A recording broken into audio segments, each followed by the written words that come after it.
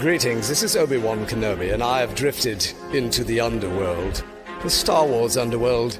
I have a bad feeling about this. Here we go. We must go to the lower levels. The underworld. You've taken your first step into a larger world. You're after something. Ben. Since I've started the underworld, I've met so many great friends. Chris. I grew up in the 1990s, and mall packaging is nostalgic for me. Dominic.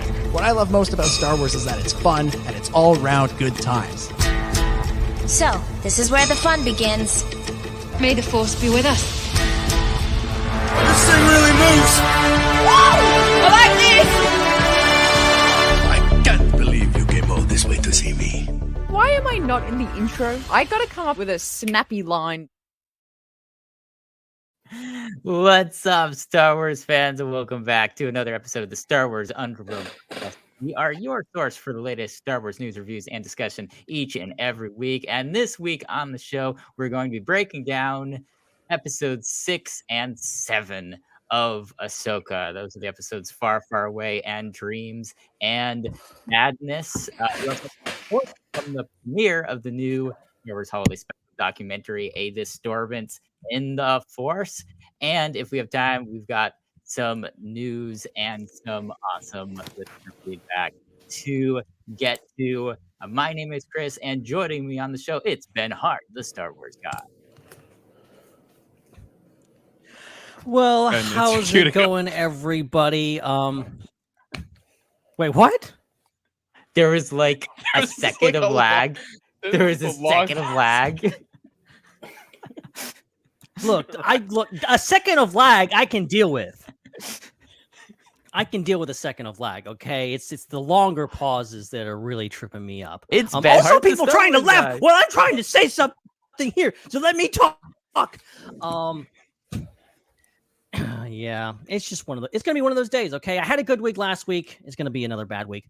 Yeah, we've got two of my favorite episodes of Star Wars TV right here tonight. That I'm very much looking forward to getting into and discussing, and it's gonna be a heck of a lot of fun.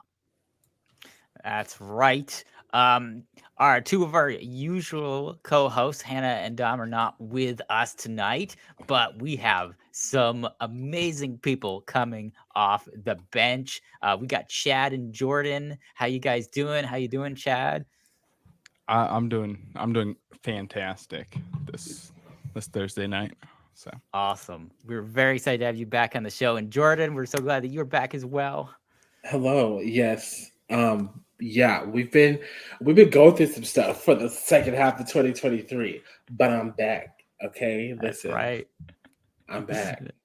That's right. We're so excited to have you guys on to help break this episode down, and we're gonna get to it in just a moment. But we have a few plugs to talk about. First, we want to remind everybody that if you're watching on YouTube, you can punch that subscribe button, Chewy, so that you get notified of any future episodes that we go live with and any content we put out. You can super chat with us if you are watching live right now. And if you want to support us and you're not able to super chat, another way to do that is to become a channel member on YouTube. We also appreciate our audio listeners, people listening in the car and anywhere where it's not safe or convenient to watch the show. So definitely subscribe if you're discovering us on a podcast app, and leave a review if you're able to, especially if you're not from the States. That would be super cool as well to know how far around the world our listenership reaches. It's great to hear from our international listeners. We also have a Discord, the Star Wars Underworld Discord, that is very active every day.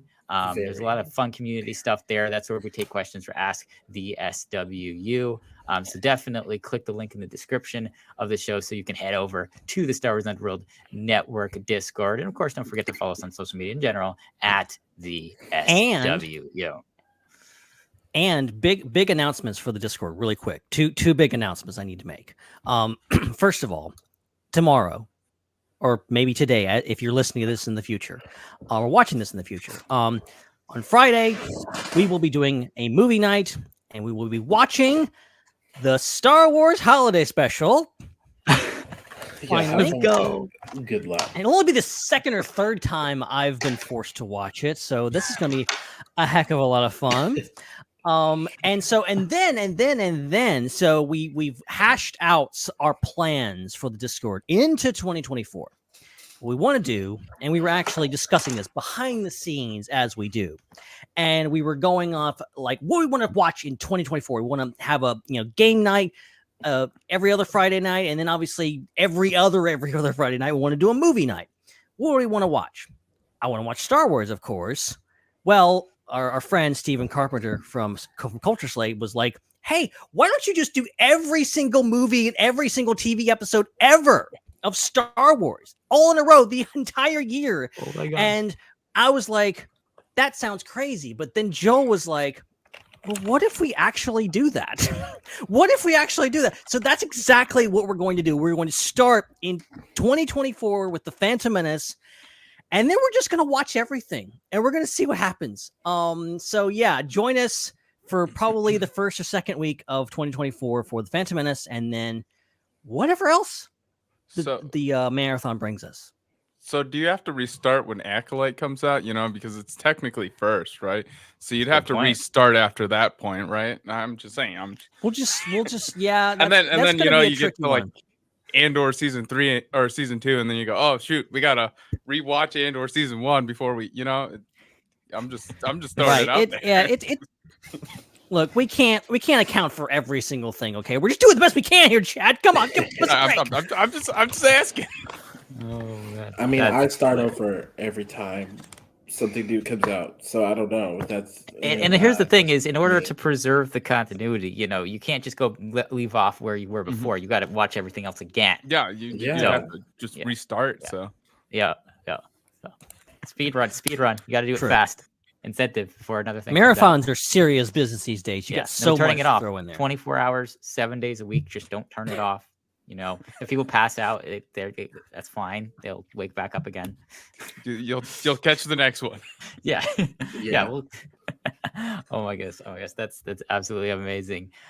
So let's get to before we talk about these particular episodes. Jordan and Chad, I want to ask you guys about what you've thought of the season up until this point.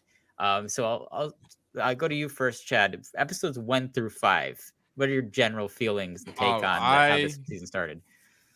I loved the show, like when it was coming out. It's probably my favorite Star Wars show. And I mean, like I'm a big Clone Wars fan. I'm a big Ahsoka fan. I've watched Rebels hundreds of times. So it's like, oh yeah, this show's for me. So I was like, I loved it every episode, every minute. Literally since it started, I was like, this is my favorite Star Wars show. This is what I love. That's awesome. How about you, Jordan? Blah, blah, blah, blah. I pretty much feel the same way. I have been waiting for this show pretty much since the last time we saw each other in person in California. What was that? 2 years ago? A year ago? Oh my gosh. Fun fact: I actually don't have any real concept of time, so I don't know when things happen. And then it finally came out, so I was enjoying the ride from the first episode up until the last episode. I left all the discourse and arguing to Twitter. I was like, y'all can have that.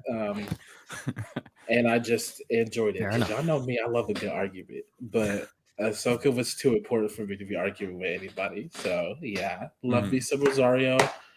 She's fantastic as Ahsoka. And that's really all I have to say about 1 through 5, honestly. Awesome. Yeah, it's definitely been fun. I haven't been on the last few episodes, so I haven't said much about, I guess, 3. Yeah, we should be asking you what you think. Yeah. Chris. Honestly, come on, Chris. It's been a while since I watched those ones. But basically what I remember is it was a slow build for me. I basically liked every episode more than the previous one. And it got to the point where I really felt like it. Yeah. Around the last episode was when it felt like a real good ride for me, where it was very consistent. And the best stuff is the stuff that we're about to talk about, like you guys mentioned. So very excited to talk about episodes 6 and 7, which we're going to get into right now. So episode 6, that is Far, Far Away. Episode 7, Dreams and Madness. I don't know if we're going to kind of talk about them kind of like one big episode in a way. We'll kind of jump around a little bit probably. It's kind of hard not to, having seen the whole series. But just to kind of talk about the topics that kind of we began with episode 6. This is when we're first starting to see a bit of this planet from another galaxy. How do you guys feel about that? I'll go to you, Ben, first. How did you react to this? Well, yeah, see, I was going into this, I was all in on like Peridia and stuff like that. I think the whole idea of, I said previously, the whole idea of going to another galaxy, I think very much intrigued me. And I was going into this episode of just like, oh, it's the home of the Night Sisters and all this. They start throwing stuff at you, and this is where the Purgle go to die and all this kind of stuff. This giant ring of whale bones, so much lore and stuff like that. And I was all in, and I was just on the edge of my seat going like, what is this? This feels, I know it's just another planet. There's not even a lot of going on this planet. It's kind of barren, but it still intrigued me so much to be like, okay, this is another galaxy. We're seeing something we've never really seen before, and the door's wide open for what we could see. And yeah, seeing the Night Sisters finally in live action was crazy awesome. And just overall, I think it really was, this first episode especially was just incredible. And I think first of all, opening with a long time ago in a galaxy. Yes. Come on. That was awesome. That's just, I'm sorry. That's just, and having David Tennant say those words, just perfect. I'm sorry. It's great. I was watching it. You guys know I watch episodes of Star Wars half dead because they come out so early or so late. Right. And the nature of my job. So when he said that, I was like, oh, I'm awake now. I'm awake. Oh, man. Yeah, no, I love that.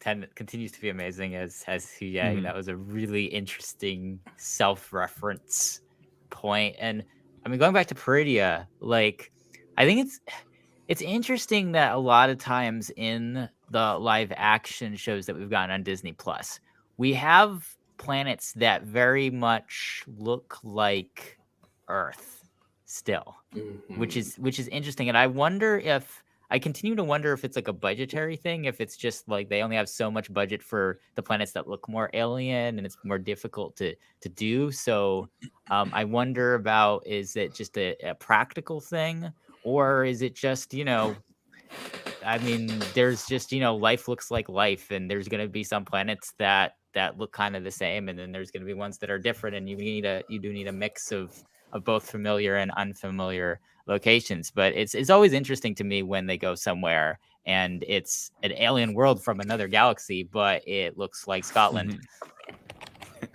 or New Zealand or something. It's definitely got to be like a budget thing where it's like, oh, we can't really, spend thousands of dollars of making this planet look super unique, which I was like perfectly fine with. Like I would have liked it to be a little weird, like things are a little odd about it, but I was good with it being kind of this weird, barren, like landscape pretty much.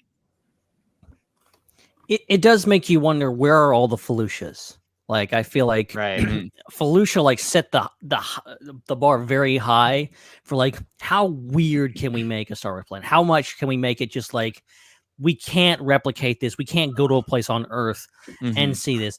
You can probably go somewhere on Earth and see something that looks like Peridia, probably Scotland or something like that. So, in fact, Peridia, I think it's because they're probably set in the same place. Like, Peridia is not that far off from Aldani, from Andor, nature-wise. Obviously, they feel different because they're different shows, and they kind of different environments. To me, they're separate in there in my head, but looking at the environment, I'm like, okay, yeah, that does kind of look things. And it's just because they're basically based on the same part of the world. Almost every planet in Star Wars is based on a biome from our planet. One planet, each single planet is based on a little tiny section of our own planet, which is kind of crazy to think about. But that's how it works. So, but I would like them to explore a little bit more, I think, in the future. I hope we don't because eventually we're going to run out of biomes. Come on. Well, that's why we kind of get the same ones again and again sometimes. And no, that's why we start building planets based off of climate change. Duh. Oh my gosh. Well, that's Camino. You're so right. That's the first thing I thought of, because they were like, it wasn't originally like that. It's kind of interesting because you have those planets, especially like the ones we saw in the Clone Wars, like Umbara and Dathomir, that have this very alien look to them, and you kind of would expect, wow, a planet that has Night Sisters on it to maybe look a little bit like Dathomir, but no. It was a very interesting choice that I kind of brought to my mind. But with that being said, all the things going on the planet and all the story that was going on and the characters, that was really what the focus was, rather than just how interesting the landscape was outside from the cool whale cemetery scene, the Purgle Cemetery. There's a lot of very interesting things in those episodes, and you touched on it a moment ago, that the Night Sisters, we're seeing Night Sisters in live action, and boy, are they creepy and everything you would have expected. The thing that I said a while back when I first started reviewing the show, when we were talking about the season premiere, is I just think that the casting and the translation of things from animation to live action has been just so on point with Ahsoka, and that continues with the Night Sisters. Like, they looked amazing and sounded so cool, and I thought the dialogue written for them was very accurate to who they are, and it's really cool introduction for them in live action. Yeah, I think ultimately, because we got those teases, and I remember back in Mandalorian season 2 when Morgan first showed up, and people were like, "Oh, she's a Night Sister." I can't remember what that was based on, but I was like, that's weird. Even if she is a Night Sister, this is probably the closest we'll ever get to a Night Sister in live action. And then Ahsoka remind me that. Yep. And also remind me not to say, well, this will never happen in live action, because literally, that's where we're at right now. But I love that they're 1-to-1, the red robes, everything, and it's still going into this show. I'm like, oh, they're confirming that Morgan's a Night Sister, but this is as far as it goes. And just going that extra mile, I think, and just committing to this 100% and adding all this much lore to it in regards to, this is where they originally came from, and they were the ones that were giving Morgan these dreams, just all kinds of stuff. It's crazy. I don't know. Chad, what did you make of the Night Sisters overall? Oh, I loved them. I mean, like, Night Sisters are cool. It's awesome hearing like the weird echo voice, the Mother Talzin voice going through, and you're like, this is rad. I love this. Yeah, it's crazy. Yeah. Oh heck yeah. Yeah, it was very fascinating. So, what did you guys think of this lore concept though, of this origins of the Night Sisters? Like, that they keep kind of playing around with these concepts of Moraband and Dathomir and Korriban and Radataka, like, there's all these different things. When you have like when you have the Sith and the Night Sisters and Asajj Ventress and Darth Maul and like all these kind of dark side and magical dark characters, they seem to kind of constantly kind of shaking the lore up and adding more to them. And this is an interesting concept of them being other extragalactic. I mean, it makes sense. Like their usage of the Force, their magic is so different from like what we know from like the Jedi and the Sith and stuff. So it kind of makes sense that like, hey, these guys do come from another galaxy where like the Force can be interpreted differently, and they have special. Their force is green compared to their magic is green, and maybe it's something different in this known universe. Something. Yeah, and I think it also, in a way, it kind of also helps to reinforce an idea that I lost my train of thought already. Okay, hold on. Okay, I got it. I'm a smart boy. I got it. Okay, so remember in The Last Jedi when Luke was training Rey and he goes, there's light and dark, and to say that one belongs to either the Jedi or the Sith is vanity. That's insane. Exactly. Like, there's so much more we don't understand about the Force. So to say that, oh, this is a light side Jedi power, that's a dark side Sith power, I think the origins of Dathomir / the Night Sisters kind of reinforced that idea, because yes, these specific Night Sisters worked with the Empire, the dark side. A lot of them helped Jedi, the light side, Mirren and Jedi Fallen Survivor Order video games. Yes. She was helping the rebellion, the light side. Ventress also at one point, she was the Night Sister, she helped the light side, but she also helped the dark side. And I just think that's really cool that these new shows are reinforcing ideas that we were introduced to in the movies that came out when Disney's acquisition of Star Wars or Lucasfilm first took place. And I also love that like Clone Wars introduced us to this whole Night Sister thing. Well, actually, that's not technically correct. I think they retconned this, but it is canon per se. The first Night Sister showed up in the Ewok movies. That was a thing. Goes way back. And also in the EU and stuff like that. But Clone Wars introduced it into kind of what you would say, not say pop culture, but like the normie crowd, the mainstream. There you go. The casuals. The first time I'm the Star Wars guy, and I had never heard of a Night Sister before the Clone Wars. Come on now. So it definitely introduced it, and then Clone Wars wiped them out. Including eventually Ventress in one of the books. So I like that we've kind of slowly built back up to Jedi Fallen Order. But Jedi Fallen Order was about kind of like, okay, here's one Night Sister. We don't know how Merrin came about, whatever else, and now she's back.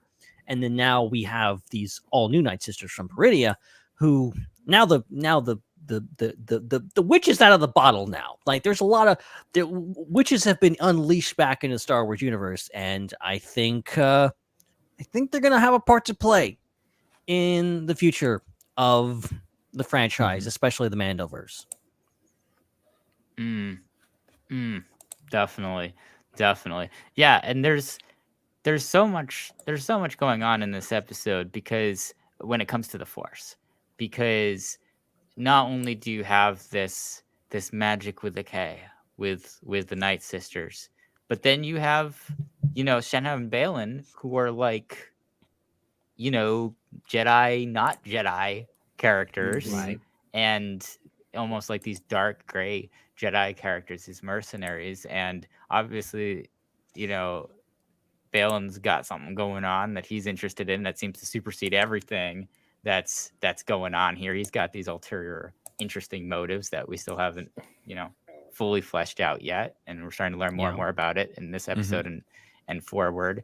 And so there's that going on too. And then you have, Ahsoka, who kind of is very much a gray Jedi character as well. And yet she's training Sabine in a Jedi way. And then you have Hu Yang, who's like an OG like Jedi from the way things used to be, and imparting that types of wisdom. So you pretty much got everything except straight up Sith, with the exception of like a straight up Sith character. You're touching at the Force from every angle that you pretty much can touch at it with the characters in this episode, which is really a really interesting dynamic for the show.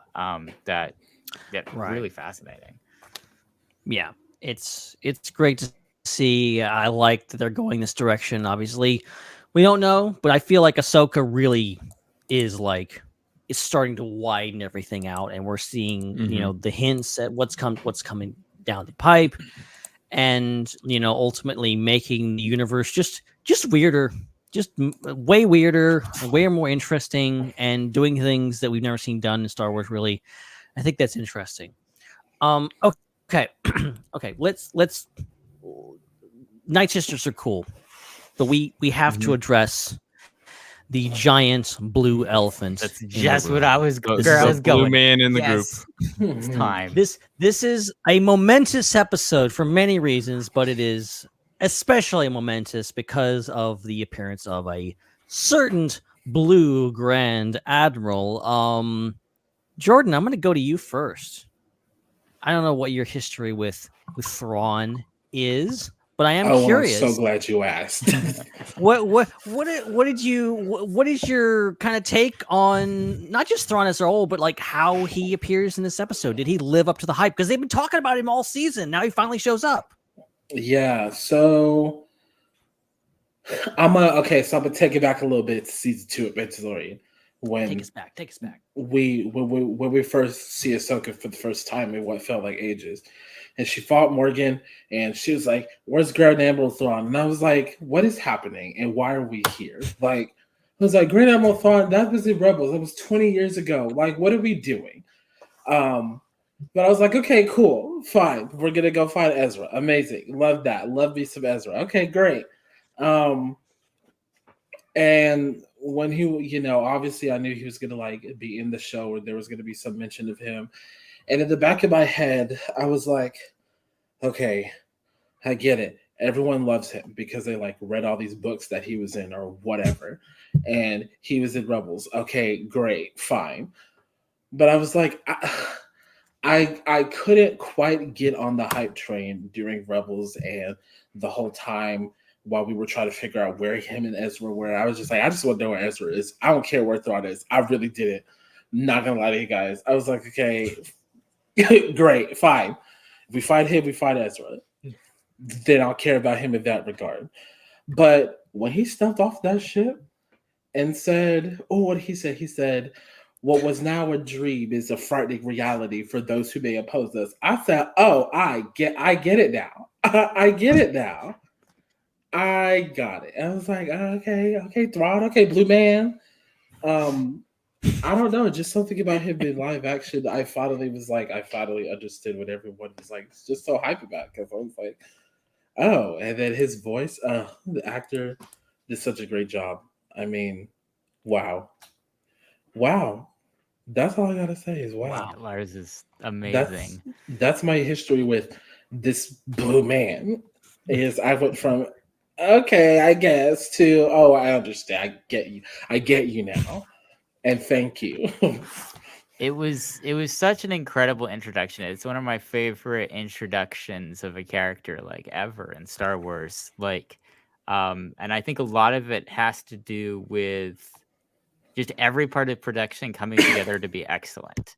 Like, you have amazing casting with Lars Mikkelsen, and his voice, like you mentioned, Jordan, absolutely fitting for the character, and the writing of his lines incredible. What a great opening line that you just mentioned, and then the visuals of him, with his army that has somehow survived this whole time, and they're looking really worse for wear, but as menacing as ever, hardened by existing out in another galaxy. And you have that amazing shot of them still having, it's just something, it's kind of creepy seeing them look disheveled, but also standing at attention and being orderly at the same time. It's like this unsettling feeling of, wow, these guys are really bad because they look like hell, but then they're still standing at attention and being proper and being at his beck and call, which was cool. And then the best part amongst all of these factors that just worked so well in his introduction was the music. Oh my gosh, did Kevin kind of blow it out of the park with that introductory piece, with you got the organ, you've got the vocals, like there's just all these different really cool things that you don't always have in Star Wars scoring. come together to really provide just a really kind of just menacing, really just powerful introductory backing track to this scene. So I was mesmerized by this when I saw it. First thing after I watched this episode, I went on YouTube and I just watched that scene like 5 times. I was like, this is so cool. Wait, why did you just rewind Disney Plus? I don't know. Don't ask me. Chris, come on, Chris. At least on my phone, Disney Plus takes like a long time to load sometimes. Whereas I sometimes it does. Real quick. Yeah, it was after I finished watching it, and I think I was on the TV, and YouTube was on my phone. And, yeah, fair enough. Hey, I get it. Popped up in my feed. I'm like, Thrawn. I'm like, yes, watch again. It's like, I mean, it's also just for me. Watching Ahsoka during the time period in which we watched it in, we all know what happened during that time and why we're just now being able to talk about it. So I won't get too much into it. But just being able to like watch it without worrying about having to get on TikTok and make a video, come talk about it on podcasts or argue with people with it on Twitter. Because again, y'all know how I like to do. It was just refreshing, and I think that's part of why the series, especially the 2 episodes we're talking about today, were so good for me and stood out because I mean I just was vibing and having fun versus, oh Lord, I gotta go and do whatever it is people did or we do now, and there's a new discourse every other day on social media. Content. Exactly. Yeah. It's just, we're in a group message. Y'all see the screenshots I'll be sharing on social media. It was just, for me, Ahsoka was refreshing. And I know a lot of people may not agree, but that's too bad. Sorry. I can't really help you if you don't agree, Yeah. Hey. Yeah. No, I'm the same way. I've been podcasting for 12 years. So every piece of Star Wars, anything that has come out in the last 12 years, I've watched and then talked about shortly after. And so that's it. Yeah, every movie, every TV show, everything. And so it was a very interesting experience to watch it in a vacuum and not talk too much about it, especially on a forum like this.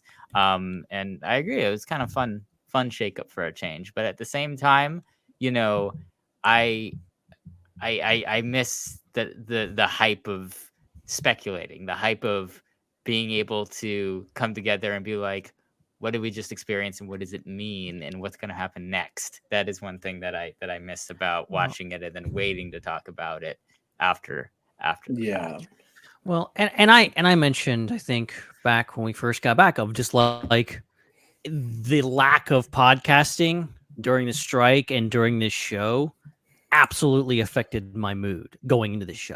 I was not nearly as hyped up as I could have been, because I was just like, I don't know how to feel. I don't know, because I don't have this outlet. I don't have this thing. I'm just going to watch this show like a normal person and not talk about it. What is this madness? How do it was you very even? Weird. And I mean, yes, those first 2 episodes did not jive with me as well as I wanted them to. But I think it was also just the fact of just like, I was just watching them and I didn't have to obviously being on this show, I have to at least have a somewhat of a semblance of just like, what do I actually think about this episode? I can't just go, and just walk away from it. I have to give an opinion, but I didn't have to back then. I just had to watch it. It was really weird. Chad, Thrawn, what's your take on Thrawn, real quick? You mean my favorite Imperial officer? Yes. Yes, Okay. I've read pretty much all of the new Thrawn stuff. I got halfway through the second Thrawn trilogy and I was like, I don't know what's going on in this book. There's no Thrawn in it, and I put it down. So I really I didn't even get that far. Okay, I got halfway through. I talked to my dad. He's like, "Oh yeah, the farmers are important." I was like, "I don't know." Farmers. There's farming. Anyway, I love farming. Thrawn. Really, a man of your talents. I know, right? But so I love Thrawn. I've read the newer Thrawn trilogy, the one that came out right after he showed up in Rebels, like multiple times. Like I listen to the audiobooks quite often. So like Thrawn is my dude. I love Thrawn. And then when he showed up in Rebels, I'm like, heck yeah, let's go. This dude's awesome. And then he shows up in this show, and I was like, it's like perfect. Like I don't care. Like he comes out, the chanting, Enoch's looking over there looking cool. The stormtroopers look awesome. And then he just comes out and goes, "What was first only a dream has now become a frightening reality for those who may oppose us." And it's just like, oh, this is how we're starting. It's great. Exactly. I think it does. Go ahead, Jordan. Oh, I was just gonna say real quick. I think to nail in the point I was making earlier. The live action Thrawn made me care about him more. It made me realize his importance because I just in Rebels, love the show, love Hera, Kanan, Zeb, obviously, but the animation a lot of times I was like, all right. And I remember there's this one scene in Rebels where he's like working out by fighting some droids, and I was like, dude, be serious, like be for real, like come on. Like I was like, okay. This is who I'm supposed to be afraid of from all those books. Please be for real, guys. Okay. And then I saw him in live action, and I was like, "Yeah, never mind." I saw his face. My bad. And then I saw, yeah, exactly. Yeah, absolutely incredible. I think it helps. I mean, because we talked about it before, we talked about in the previous weeks of just like it's been a challenge to like adapt to Rosario Dawson as Ahsoka, Natasha Leo Bordizzo as Sabine, and I have adapted very well personally. I've loved their portrayals of the characters. I was right away. Yeah, like it didn't take me long, but it still was a transition process. It helps when Lars steps on screen. It's him in the blue makeup, and you hear his voice. And if you've watched Rebels, that's it, and you've already know that like that's the perfect voice for Thrawn. And now it's just in live action, it's the same dude. That just totally smooth things over. And so I think that's. Sorry, I didn't mean to cut you off. No, you're fine. That's what we do here. I was just gonna say, I think casting him as in live action, and just the casting in live action in general has been so good because whenever they casted Ahsoka, when they first casted her, I was like, Ashley's right there. And when there was rumors about Sabine, I was like, Sabine's voice actress is right there. And that kind of thing. Right. But I had to also understand that these are characters who were young adults / children and teenagers who are getting older. Bo-Katan and Thrawn and older characters have been adults since we met them. Yeah. So there's not going to be a lot of change there. So I understood why we got Forrest Whitaker as Saw, and he probably played him in a book, and I haven't read it yet. He's been in every other Star Wars medium as Saw, and that's why Katie Sackhoff was able to voice Bo and play her in live action, and with Thrawn the same thing. Because these characters, like, when you're, once you reach a certain point of adulthood, you just get grayer and you get more wrinkles, Ahsoka and Sabine, they were still growing. And yeah, Ahsoka was an adult in Rebels, but we have to also keep in mind that the last time we saw her, she was only, before season 7 of the Clone Wars came out, the last time we saw her, she was only 15, 16 years old. And Ashley coming back to play that in live action wouldn't have made much sense because now you have all these aged characters in the aged galaxy, and here's Ahsoka who still gives off teenage vibes versus the adult she should be. And I think Rosario does a good job of this adult Ahsoka who's been through a lot, who's now been through 2 wars and is trying to stop another one. That sort of thing. And so it makes sense. There definitely isn't much of a history of characters like growing up in Star Wars. Like, I mean, the precedent was really set with Jake Lloyd and Hayden Christensen. That, you know, it's not like we're gonna wait for Jake Lloyd to grow up and then do Attack of the Clones. Like, we're gonna move on to an older actor. And you know, the same thing with why we haven't seen Daniel Logan play an older Boba Fett in okay, but I love Daniel Logan. Like, please, right? Please. I mean, it's something that everybody would speculate about. Like, if we get into, you know, young adult Boba Fett, you know, are we gonna see Daniel Logan? But it's just been kind of a de-age Tamara Morrison in those situations. Yeah. So I think that's a very valid point. That, you know, if the character is already an adult, that makes sense that their actor can translate. You can get someone that would make sense both in live action and in animation. But if they're a kid, or if they're a teenager, that makes a lot more sense that you'd have a different person playing the kid or the teenager than you would have playing the adult version of that character. I personally never really expected Ashley to play Ahsoka in live action. I just felt like the way that her character, you could tell in the Clone Wars, certain characters were more designed to match the look of their voice actors than other characters. Like, I felt like Anakin really did look a lot like Matt Lanter. And I actually was, I'm still expecting some weird thing to happen where Matt Lanter, instead of Hayden Christensen, is Anakin. And I truly think if Hayden Christensen didn't want to come back to Star Wars, they might have given Matt Lanter a look, because he's very accomplished and talented on screen as well as his voice acting, being a lead in multiple shows and movies. But Ashley Eckstein, for some reason, I never really got the look of Ahsoka was to be really based around what a live action Ahsoka played by Ashley Eckstein would potentially look like. I never really had that feeling. Whereas for some reason, Rosario kind of fits more with what I thought they were going. Like, when I imagined a younger live action Ahsoka, I imagined something more like what we got than imagining Ashley doing that. So despite Ahsoka's voice, Ahsoka was very, whether they meant to or not, because I don't really know. I'm not in Dave Filoni's head, even though I would like to be. Actually, just kidding. I can't imagine the stress that man is under. Then I'd really be going ham on Twitter. Whether he meant to or not, Ahsoka is very black/brown girl coded as far as like just her feet. Like, you can tell the features of her face. Yeah, I agree. I've heard that. Yeah. And Ashley just provided that very youthful voice that they needed for Ahsoka, and we, you know, that's the voice we all grew up with. So I think my thing was just sort of like, back then, I'm not saying now, I think my thing was just sort of like, my attachment to Ashley and Ahsoka was like so strong. First of all, because I love Ashley. I've been loving her since she was on That's So Raven way back in the day on Disney Channel.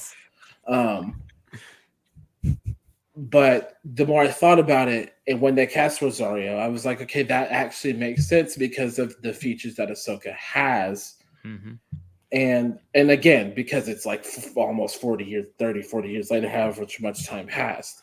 So I was like, okay, cool, you know, great job. And then young Ahsoka, wow, let me tell you, I had just watched the Barbie movie, like, you know, the month before that episode came out, whenever the Barbie movie came out, and that actress, I forgot her name, Ariana Greenblatt. Yeah.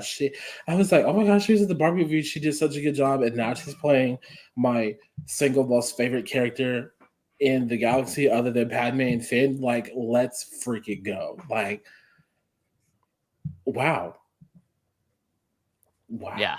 That was, I mean, to go on like the Matt Lantern as Anakin, like even like last week's episode, or like episode 5, like you can tell that Hayden definitely watched like the Clone Wars, because he definitely very like what I'm trying to say, like he very like imitated like Matt Lantern's to like style speech for younger Anakin, which is perfect. Which I just think that's so amazing. I think I mentioned a little bit of stuff like that when I was talking about the premiere. But it's really cool to have to kind of pass the baton and then pass it back like that, and acknowledge the work that someone's put into building a character. Like I think that's really cool that because Hayden easily could just be like, oh, I'm Anakin. I'm the original Anakin. I'm just gonna be me. But to recognize the fact that Matt Lanter has contributed so much to the character of Anakin, and very much it's a character that belongs to both of them, and I think to acknowledge that is incredible, and it just makes for so much better continuity. Like in the end, it's awesome. Yeah, I think. Yeah, go ahead.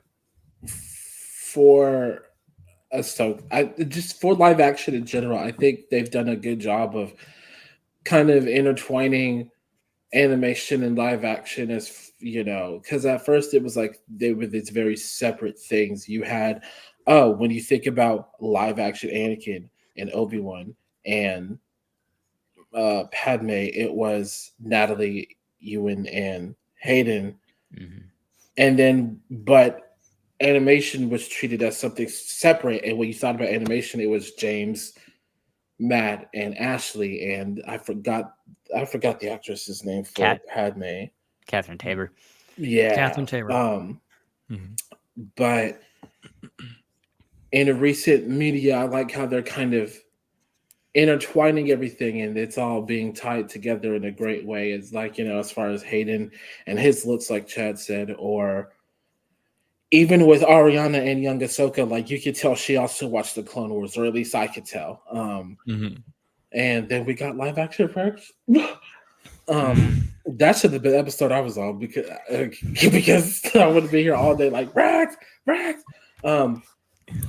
Yeah, it's just been a good job so far, and I hope they continue it. But I hope we don't get stuck in this pattern of Star Wars is only its best when we're making references to things that we can't let go of for 15 years ago. That's why I'm so excited for the Acolyte and some of the other things that are coming soon. And that's why, and bringing it back to this episode, is I think it represented this is kind of what I was referring to last week in regards to like Shadow Warrior. Was like half the episode was look at all these amazing things from the past, these live action Clone Wars, it's Anakin, it's all this kind of stuff, and then you get to this episode far away, and it's pretty much everything is new. We're dealing with almost entirely new characters we've never really seen before.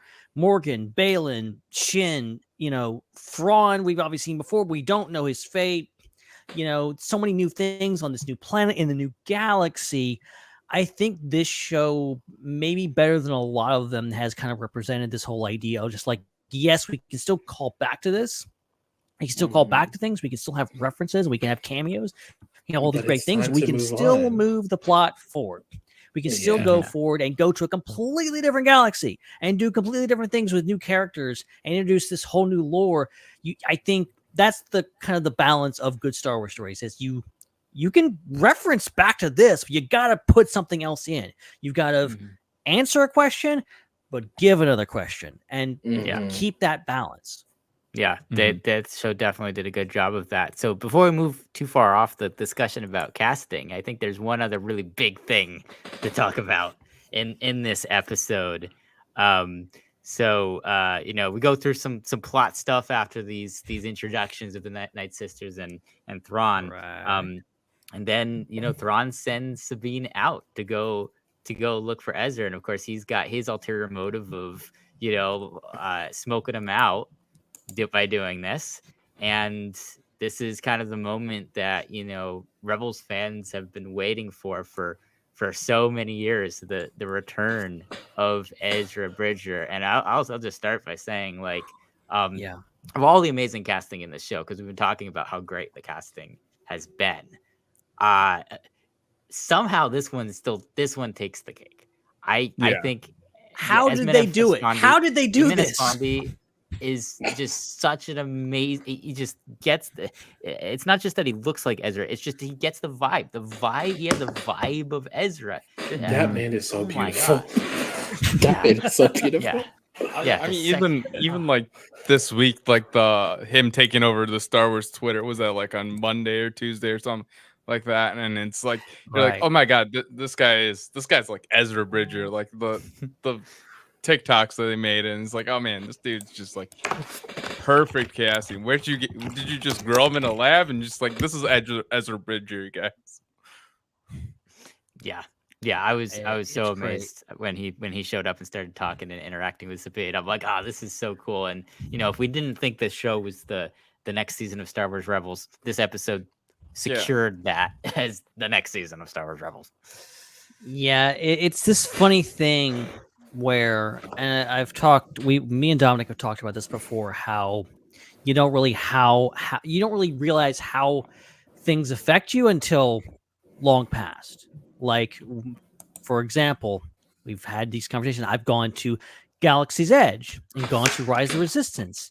And then you walk in and you see Finn and Daisy Ridley as Rey and the hologram. And you go in and you're like, I knew I liked these movies, but I didn't know that I'm tearing up watching Daisy Ridley, not Daisy Ridley. Rey is giving me a mission, an important mission, and for the Resistance. This is real stuff, and it's making me really emotional. And this episode, because for me, I watched Rebels, and if you've been around for a while, we had some interesting opinions about Rebels. I know I did. If you've been listening or watching since our Live from the Fall days, even about Ezra Bridger himself, there was a lot of hot takes about Ezra, his characterization. I think Ezra in Rebels had some great, wonderful ups, but also some downs in the writing aspect of it. I ended up liking the character. I didn't really love Ezra, and overall, Rebels was this thing where I'm like, okay, well, Rebels just isn't for me. It's not my show. Clone Wars, that's my jam. That's my show. That's always going to be my show. Nothing's ever going to top that. And then, obviously years go by, and even if I didn't appreciate Rebels, I appreciated like other people appreciating it, being like, okay, this is their show. This is great. And then just me kind of sitting on that and going like, well, Rebels isn't for me. I don't have really a connection with those characters. I'm not a really big fan of that. And then getting into this show and getting to this specific moment of Ezra showing up, I cry every time. And that's not the sign of someone who has no connection to these characters, didn't really care about Rebels. I have to come to a really realization of being like, this means something to me more than I thought it did. And it's crazy. You know what it might be too, Ben, is it might not just be the media itself, but like this nostalgia around the time and events that surrounded the media. Because it's like not necessarily like you mentioned kind of the difference between, we talked about the difference between watching Ahsoka and the hype level for watching a show that we weren't really talking about versus watching something that we knew we would be talking about right away, and how that's kind of a little different. And I think, the reason why I watched Star Wars Rebels, and I know this is different than, a lot of takes here, was to just talk about it. Like, it's not my favorite of the Star Wars shows, personally. Right. It's not something that I've gone back and really rewatched a lot since it came out, but I really enjoyed the time, the era. It was the first Disney thing. It was the beginning of the Star Wars Disney era. And I enjoyed having something Star Wars to come together and talk about, either if we liked it or we didn't. And so there's a lot of nostalgia around the era. So I think seeing Ezra, it brings me back not just to the show itself, but that time period when the show came out and the whole Disney thing was still very new and we were getting used to it. And I think that's a piece of it. I think that probably has something to do with it too. And just overall, like, I think, opinions change over time, feelings change over time. And I think it's easy to write something off or just like watch these shows and kind of let it wash over you and be like, okay, I don't rewatch stuff. I used to rewatch the Star Wars movies constantly. Now I rarely do it because there's so much new content to watch all the time. But I still get emotional at those things, and when there's calls back. But yeah, it's crazy how much, just for me personally, how much this show drudged up thing. But Chad, what was your take on Ezra overall and Iman Esfandi's performance? Again, like I said earlier, he's perfect. Like, right. And he jumping into the next episode too. He's him when they're talking, catching up, and he's like, "Oh, so really, like the Emperor's dead?" And he's like, "Yeah." So they're saying it's like, "Oh, okay." And then like and she's like, "Oh yeah, Ahsoka took me on as a pet." Really? Why? Like he's gets the mannerisms like perfectly for him. And I came to Rebels late. Like I came in 2020. And I came in and I was like, this is just a kid's show. It took over. Like I was one of those people that was like, replace Clone Wars, so let's not watch it. So and then I watched it and I was like, oh man, this is actually like my new favorite Star Wars like animation show. Like it's so good. And then it is an emotional scene because it is a reunion of like friends, of like family, and you're just like, oh, like these guys haven't seen each other for 5 years, and you like when you're watching, you're just like, oh man, this just give me good feelings. Like it was perfectly acted. Yeah, absolutely incredible. So all of this is what set the stage for now moving on to the next episode. We've got all the pieces in place. We've got Thrawn, we've got the Night Sisters, we have Ahsoka coming in to join Sabine. We've got the introduction of Ezra. We've got the Shenhan and Baylan there as well. There's so many characters, so many things happening on this planet, and then things start going down in the next episode. And we've got some really interesting things. I think one of the things that just talking about like a character thing before we talk about maybe some of the action and stuff in episode 7.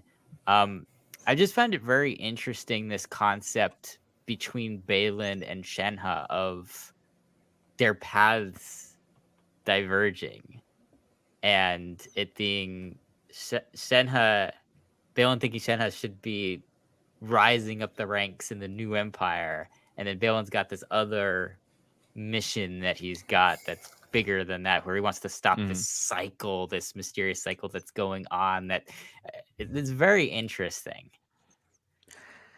Yeah, that's something that I think you once they get here, you start understanding Baylan's ulterior motives going into this, and understanding that he accepted this job because he could get here, and then also understanding that Shin Hati is on a different path, and someone I like that. It's kind of it's an interesting idea of just like their master and apprentice. I love their interactions throughout this whole series, and then he just kind of straight up abandons her in a very brutal way, in a very almost Sith way, of saying, you're destined for something else, and I'm just going to leave you. And, Shin is really left out to dry because she isn't able to complete her mission because her master's not there. I like that, but I like that Baylan is all in on whatever he's going after. We still don't know. Something mortis, okay? Just something. But it is ultimately, I love their characters, and there's several great scenes where it's just the two of them, and they're just talking. I love, Baylan's scene talking about what's coming, and then later on, there's the scene that both of these are far, far away. I think of just like, I miss the idea of it. I miss the order and all this kind of stuff. Talking about that, and then moving further into this episode of just them just. Of course, Ray Stevenson every second chewing up scenery is just magnificent. I mean, it's also like you get the opposite. Like, right, he's leaving his apprentice while Ahsoka's coming back to hers, and like in like minutes like after, right? Like he's like, all right, well, you're destined to do something else, and what's Ahsoka's mission? She's trying to get back to her apprentice. It's like, it's like completely opposite from what he wants to do. Yeah, it's an interesting juxtaposition. I hadn't compared the two, and that's really fascinating, and that's kind of where you get that imbalance from in the episode of what ends up happening. Yeah, and then you like going back to like the beginning of the show. It's like, she doesn't want to be Ahsoka doesn't want to be with like Sabine. She doesn't want to take her on back as her apprentice. Where he's like, you're my apprentice. You're doing everything I say, and then like after episode 6 here, they go separate ways, or after episode 7, they go separate ways, and Ahsoka gets reunited with her apprentice. So it's like, I don't know. Yeah, that's very interesting. And of course, this whole thing is this big wrench into Thrawn's plan, because he, of course, is not even expecting the mercenaries to show up, and he's like, "Who are these people? Who are you?" As he said in the last episode to Balin, I think, and so and then in this episode, he's like, "Where?" He's like, what did he say? He's like, we're down a mercenary or something. Yeah, like we're down a mercenary. We're down a mercenary. Where is Villain Skull? And so that's kind of, it ends up being kind of a wild card. And that's something that I think is really cool about the writing of this show, is how all the different characters have different motivations. And so there's a lot going on. There's different, and so it gets kind of complicated and interesting, because it's not just like a group here and a group there, and this group wants this thing, this group wants another thing. There's everybody's got their own path, everybody's got their own thing they're interested in, and it makes it kind of complicated for people to try to work together or work against each other with the different motivations. So it's a very interesting wrinkle to this show that these two characters provide, and what otherwise would be kind of a very straightforward fight between Thrawn and those that don't want to see him return. Yeah, and I like that in somehow Thrawn returned. I love that in the first, it's kind of set up in the first episode and brought to light in this episode, of just kind of this general skepticism that Thrawn has against Force users just in general. Even though he's fine with being with the Night Sisters and using them. He's immediately like, oh, they're Jedi, they must be flawed. And then it kind of comes true, because Balin ultimately ditches them and causes, things, even though Thrawn won't ever admit defeat. He's always like, yes, this is go according to my plans. And, keeps going, because that's what Thrawn Truly does. Palpatine's bestie, because same, like, this was not foreseen. Stop it. Exactly. Very, very true. And that's when we started getting some action. Some real action.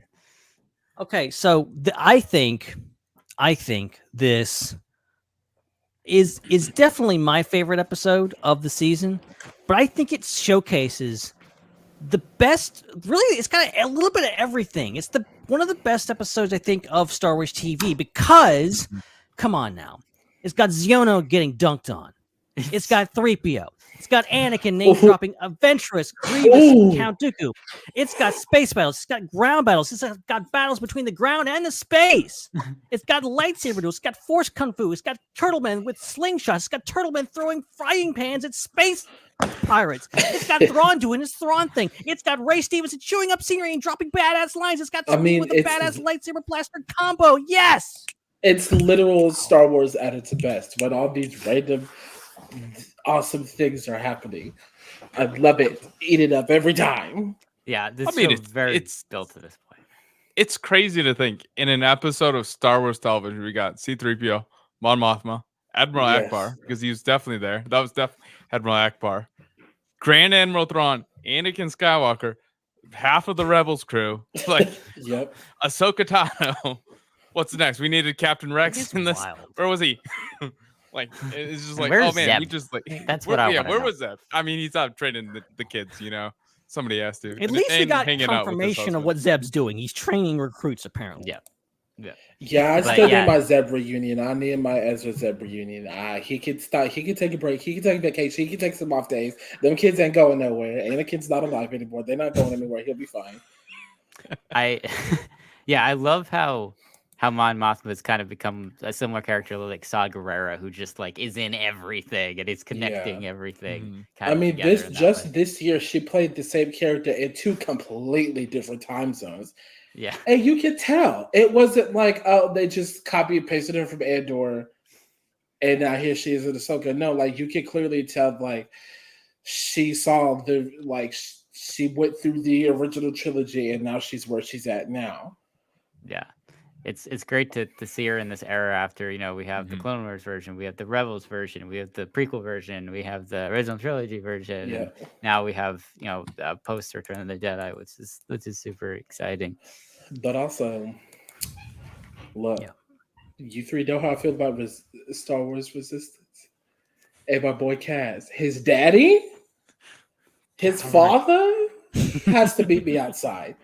He got to catch me outside, and he has to fight me because he's a butthole.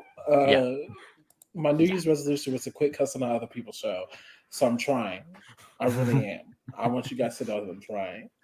But Kaz's good dad, at that, though. I takes it out of me. I wish he was more like his kid. He's so yeah.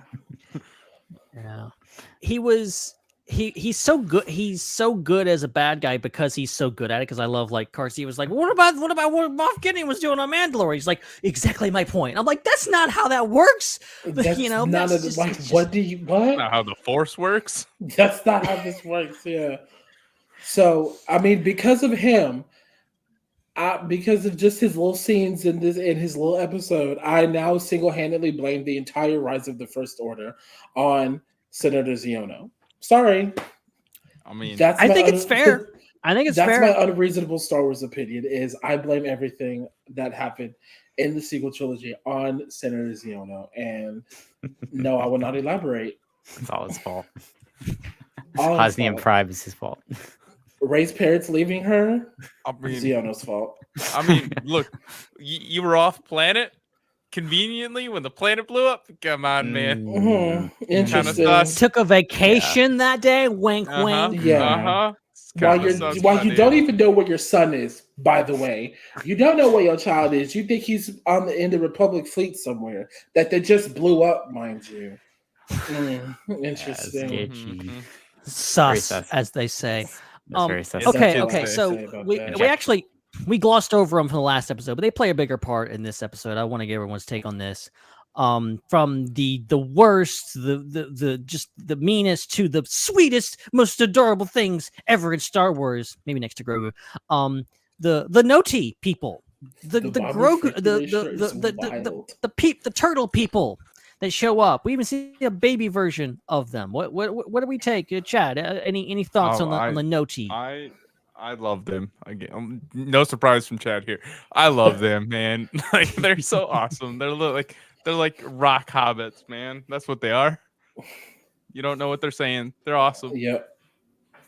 For some reason, when you say rock hobbits, I'm like, yeah. That's what they were. They look potatoes. They look like little hobbits with their vests and stuff. I love them. I love they wear clothes too. They wear a turtle shell rock on their back, but they wear clothes too. That's just the best. That just shows you that they have some decorum. Yeah, and I love that. I love a good creature with decorum. And it makes it even weirder that Chewbacca was naked all that time. Exactly. I mean, come on, dude. Like, be serious, Chewbacca. We've been to Kashyyyk. We've seen those Wookiees. Some of them wear clothes. Y'all. Is Kashyyyk a nudist colony? Tell us you were streaking all this time. Kashyyyk is a nudist colony.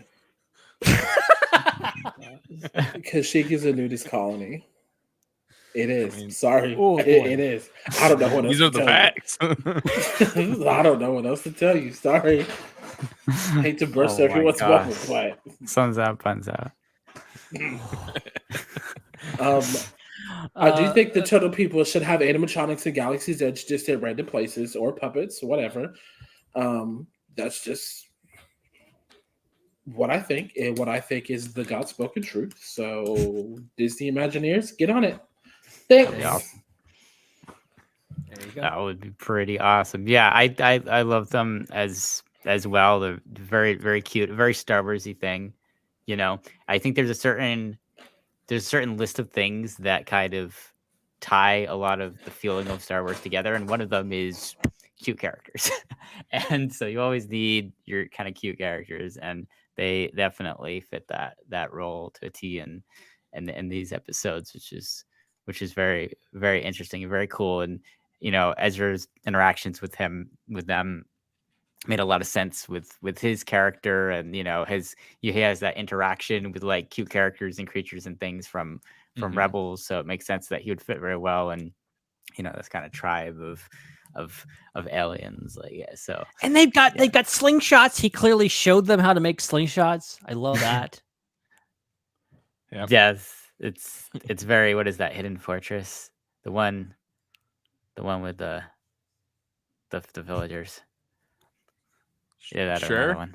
No, I've seen Hidden Fortress now. Not Hidden That's Fortress, not the other it. one. It's Seven What's Samurai. the other one? I think is the one. It's Seven Samurai. That's what I meant. Yes, it's very Seven Samurai.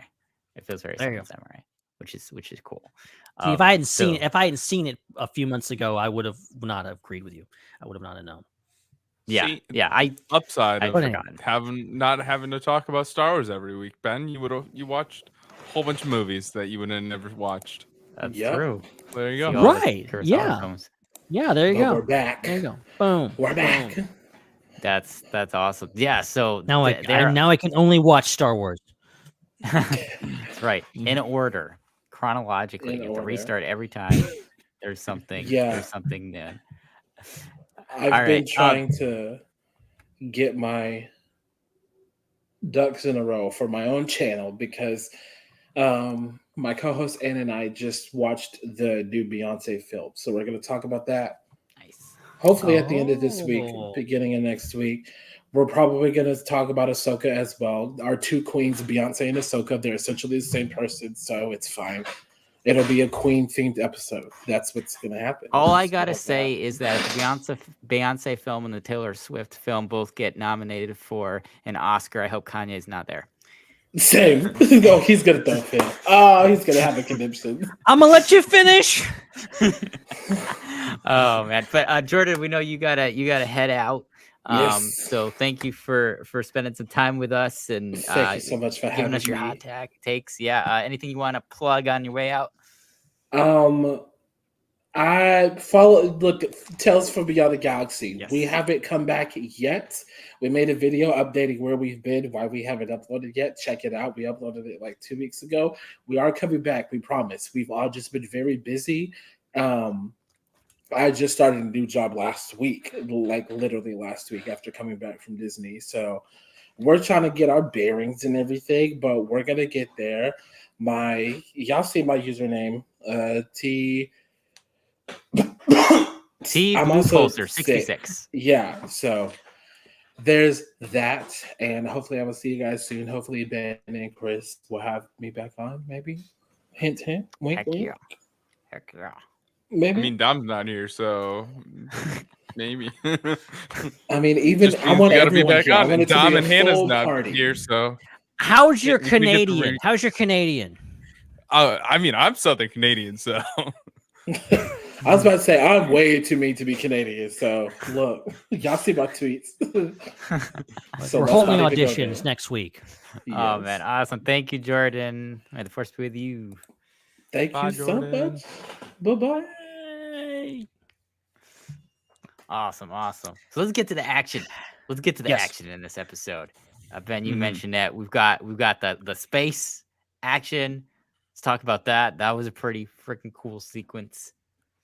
Yeah, space transitioning to in atmosphere, just transitioning to a battle on the ground, a little bit of everything. And I do, look, maybe we'll get into it at some point, maybe next week. I think overall, I'm not totally sold on Thrawn's introduction, overall of getting the full spectrum of Thrawn and what he's capable of. And seeing, okay, this is guy's a tactician. This is why Hera and Mon Mothma and Sabine and Ahsoka, they're all worried about Thrawn coming back as he's this guy that could really unify the Empire. We're told that, but I don't know if we're really shown that in the show. And maybe that's not the job of Ahsoka. Maybe the job of Ahsoka is just okay, he's back. We're introducing him, and in the next show we'll figure out what exactly Thrawn's all about and things. But I do like what we get in this episode. It is giving us the things. He does kind of, I think my only criticism of this episode would be just I would have preferred it if Thrawn had figured out a way to find Ahsoka's ship Without the Night Sisters feel like a cheat of Thrawn just like, oh, I've got these magical people with me now, and I can just use them to my beck and call just to find people to do things. Whereas I think it would have been more impressive if he found some ingenious way to find, Ahsoka in the thing or draw her out or something like that. Which, I mean, it is impressive enough, but I think the genius of Thrawn is just like he uses nothing. He can use people's own intuition against them a lot of times. And I think there's enough to be said that, the Night Sisters are not like super thrilled to be working for him. So we'll talk about that later too. But ultimately, I do like the whole sequence. I like the whole, mythology of like the whale bones, everything like that. That's real dark, but it is a great sequence. And it's something that I think it really does play one thing into the next thing and the next thing. And just a really great sequence of events. Yeah, I mean, it's also Thrawn using his like resources, right? He's got these witches that can tell him pretty much anything he wants. Probably, we don't know their full scope of their power, right? But he's like, hey, Right. if you can locate Ahsoka, you can do it. And the scene of when Ahsoka locates Sabine, and then they flash to the Night Sister locating, or the Night Mother locating Ahsoka, that's just awesome. Like you just like, oh, this is like kind of a jump scare a little bit. And it's like, oh. But yeah, I mean, I would have liked to see him actually win something like in these episodes with him, because he doesn't seem like a big threat to like, because you're like, oh well, they kind of like beat him both times, but like they beat him kind of easy. They beat his troopers pretty easily this week, and because they all just kind of retreated. So like, how's this dude a threat? So maybe we'll see something in a future show, hopefully. Yeah, I definitely and of course, it gets really interesting in the next episode. That's for sure. That's for right. Sure. But yeah, no, I really enjoyed the sequences as well. I thought they were super cool. I liked the lightsaber fighting and lightsaber and force on non-force characters sequences too. I just thought the choreography was pretty awesome. I mean, we didn't talk about it actually when we were talking about the previous episode, but that fight that Sabine had with those like otter like characters was really interesting as well. With the choreography, and how it was funny how she was fighting them, with like a blaster at first, and then realized like, oh wait, I have a lightsaber, and then things changed real quick. Wait a second. I have a cheat that code. was kind of an interesting sequence there. Yeah. So yeah, I thought, very well choreographed, really exciting, interesting action, multifaceted. Okay, so jumping off of we got Ezra here, obviously, and we have the moment, and we had, going back to San Diego Comic-Con, there was this thing where we all knew, well, that's Ezra's lightsaber, and Sabine has Ezra's lightsaber, and then it on the plaque at San Diego Comic-Con, it said it's Sabine's lightsaber. And people were like, what the heck is this? It's not Sabine's lightsaber, it's Ezra's lightsaber. And we get the moment in this episode where Ezra's like, I don't need it anymore. I'm the Force is my ally. And he goes into his Force Kung Fu. Now, look, I love this idea in concept. I'm going to ignore the fact that literally he starts the next episode building a lightsaber. Ignore that. The theme had things. But just focusing this episode in particular, what did we make of, Ezra kind of saying, nah, no lightsaber. I'm going to use the Force, and kind of wrecking house. It's something I like. You don't see much Jedi do, right? Because they're like, oh, I have this laser sword, I can swing it around, and like cheat mode on like all these stormtroopers or all these like battle droids. You don't really see much like, oh, I'm just gonna use the Force here to like push people around and pull them and like slam them to the ground. You don't really see that much, and it was pretty cool to get like, oh, there's other ways you can fight as a Jedi instead of with your sword. Yeah, I agree. I thought that was really, really cool to see. I think just what they've been so good at in the show is that diversity, like the different types of action, the different types of fighting styles and ways that people go about accomplishing things with fighting. Like it makes it for to be very interesting show that kind of keeps you on the edge of your seat because you don't really know what to expect. You don't know, okay, how is this going to go down? It's not always straightforward, and it's kind of unpredictable. And I think that's really awesome. And I love watching Balin like duel Ahsoka because like that was so Ahsoka cool. is like she's like samurai, you know. I mean, she's using two swords, and he's just like two-handing this lightsaber like it's like a broadsword or something like that. Like he's just like doing like so methodical when he fights. And then like there's like a quick shot of it. I was rewatching it earlier today of like they go back to back real fast, and you do see like Balin do some blocks like from his back as she's like fighting with two. It's like like watching him fight is so cool. Yeah, compared to like most Jedi. It all plays into something that Filoni has talked about a lot of just like kind of that's Ahsoka was trained to kind of because she was so small back in the day, and I don't get that from I think obviously she's grown up now, but she still was trained to kind of fight people that were bigger than her.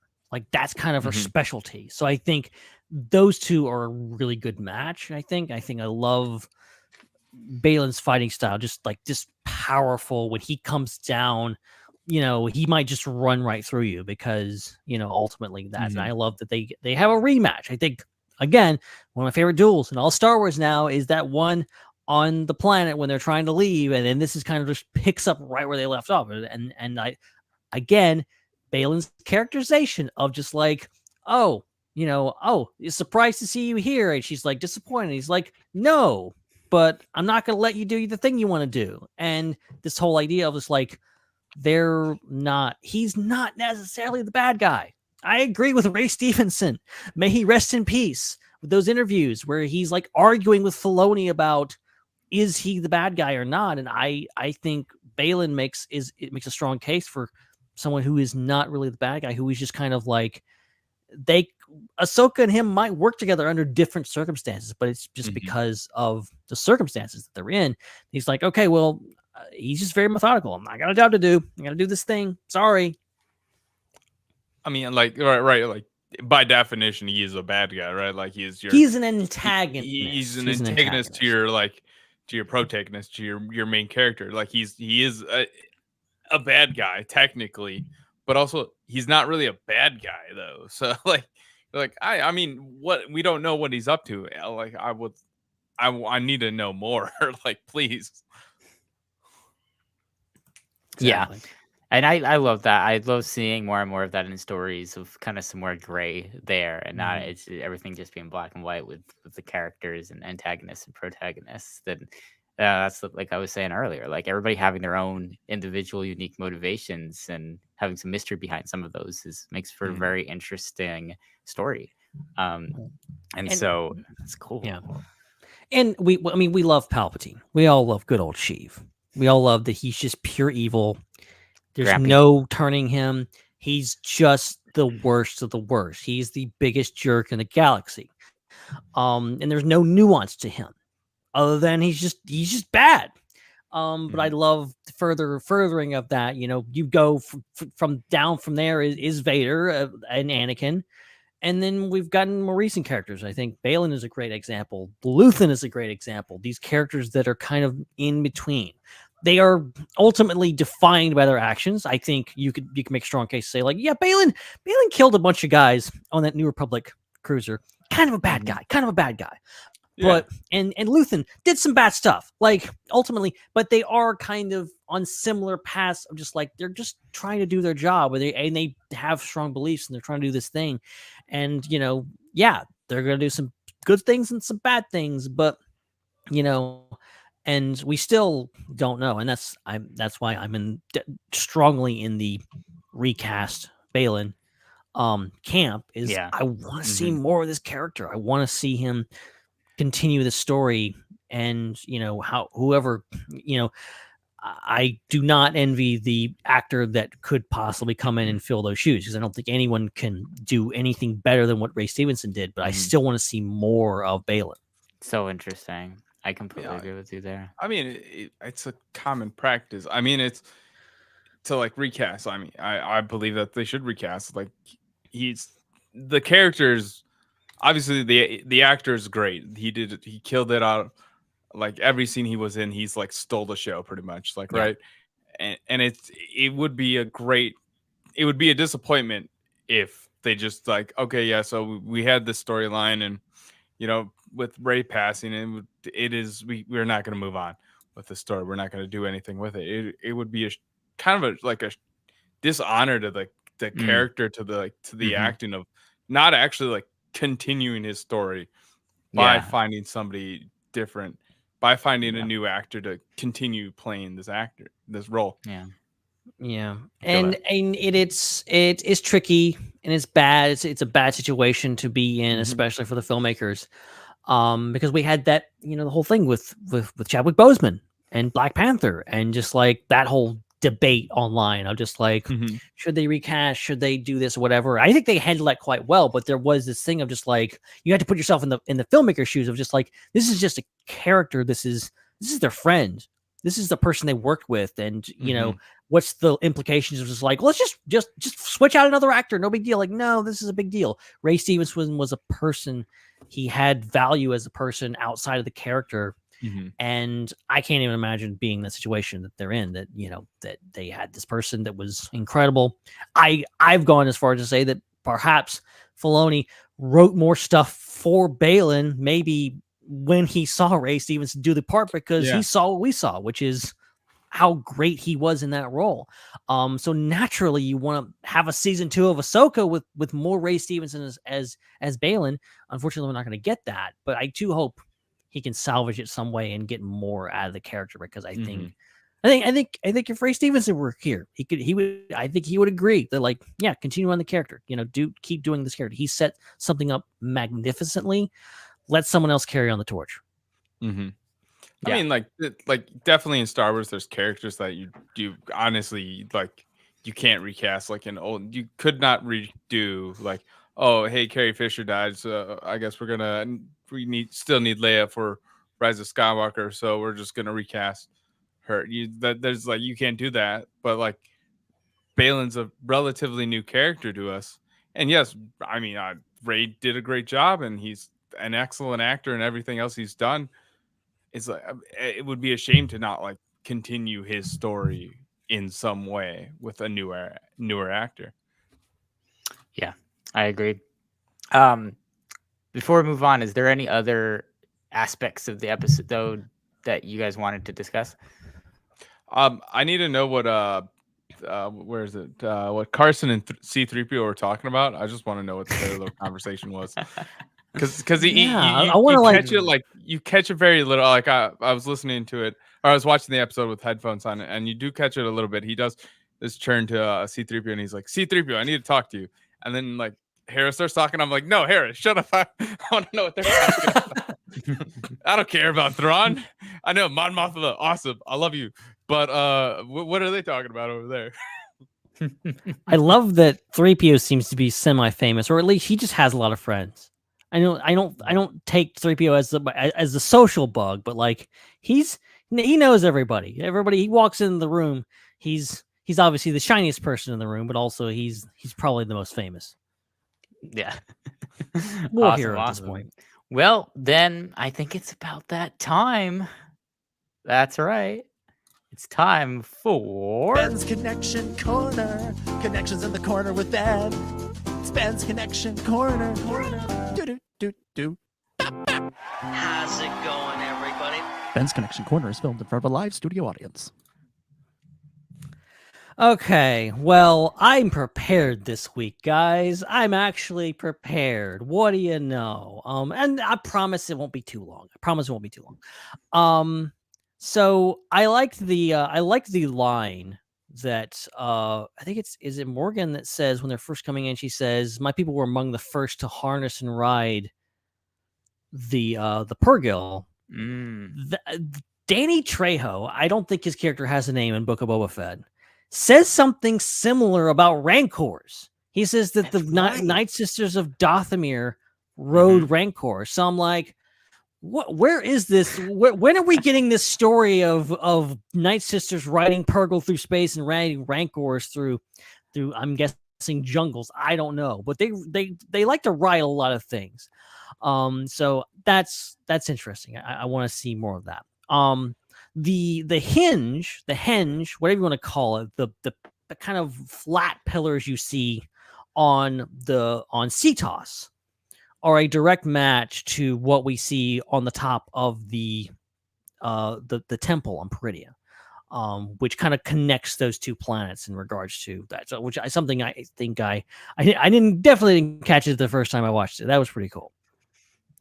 Also, I love that Sabine, she uses one of her gauntlets she uses like the whip thing to like align like a grappling hook to like wrap it around one of the guys' necks that she's fighting, and then she turns on like a stun thing that goes through the line and electrocutes the guy. I swear the last time I saw something similar to that was in the Clone Wars, not the Clone Wars, Clone Wars, the original micro series where Obi-Wan does something similar, or maybe it's one of the Clone Troopers. I can't remember. Where he like shoots the thing out and it attaches to Dirge's mask and it electrocutes him. I don't know if that was intentional, but it's a connection, okay? It's a connection. But I also like that the scanner that Sabine, I haven't compared this side by side, but I'm pretty sure it's very similar. The scanner that Sabine uses, the big thing, it's like this size. It's kind of antennas coming at it. It's the same thing that Han uses in Empire Strikes Back. That's even right. makes the same noise.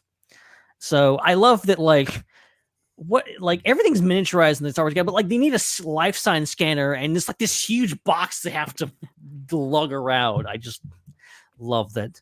That's the state of Star Wars technology is so interesting. And I noticed this one recently. This is in Dreams of Madness. The symbol behind Mon Mothma when they're in thing is the same symbol. It's from, I think, Phantom Menace. It's the Republic Senate symbol. If you look behind Mon Mothma, you can see it. And I think I'll have to look it up. I think it's in Phantom Menace, maybe Attack of Clones. I like that. And interesting that they're kind of taking old Republic stuff and applying it to New Republic, but they're also on Coruscant. So that's interesting. Also, before we finish, I have a theory I'm going to throw at you. Because since Mandalorian, I've been wondering, okay, what's going on with Coruscant? We keep going back to Coruscant. Coruscant seems to be the capital of the New Republic, despite the fact that we know from The Force Awakens that it's not there. It's on Hosnian Prime. So I'm wondering, okay, what's going on here? I think maybe this is a sign that Thrawn is going to wreck house on Coruscant, and they're going to have to move the capital. Wow. At least that's what I hope happens. That would be really big. I mean, isn't Hosnian Prime? It's been forever since I read the Aftermath trilogy. Wasn't Hosnian Prime the capital in that book? No, here's the thing. In the Aftermath books, it's on Chandrilla. Yeah. So, but that's immediately after Endor, where they're like the Empire is still in control of Coruscant. So you can kind of argue there, just like, well, they defeated the Empire, they made the treaty, whatever they did, and then they went back to Coruscant, which still seems weird given things, but there's something going on there. I think they could have very easily just set everything that they've been doing on Coruscant with Mandalorian and this show just on Chandrilla or on Hosnian Prime, but they're clearly using Coruscant. So I think Filoni's cooking. Let him cook. Something's happening here. That's fascinating. All right. Well, I think that concludes another amazing episode of Ben's Connection Corner. Connections in the corner with Ben. It's Ben's Connection Corner.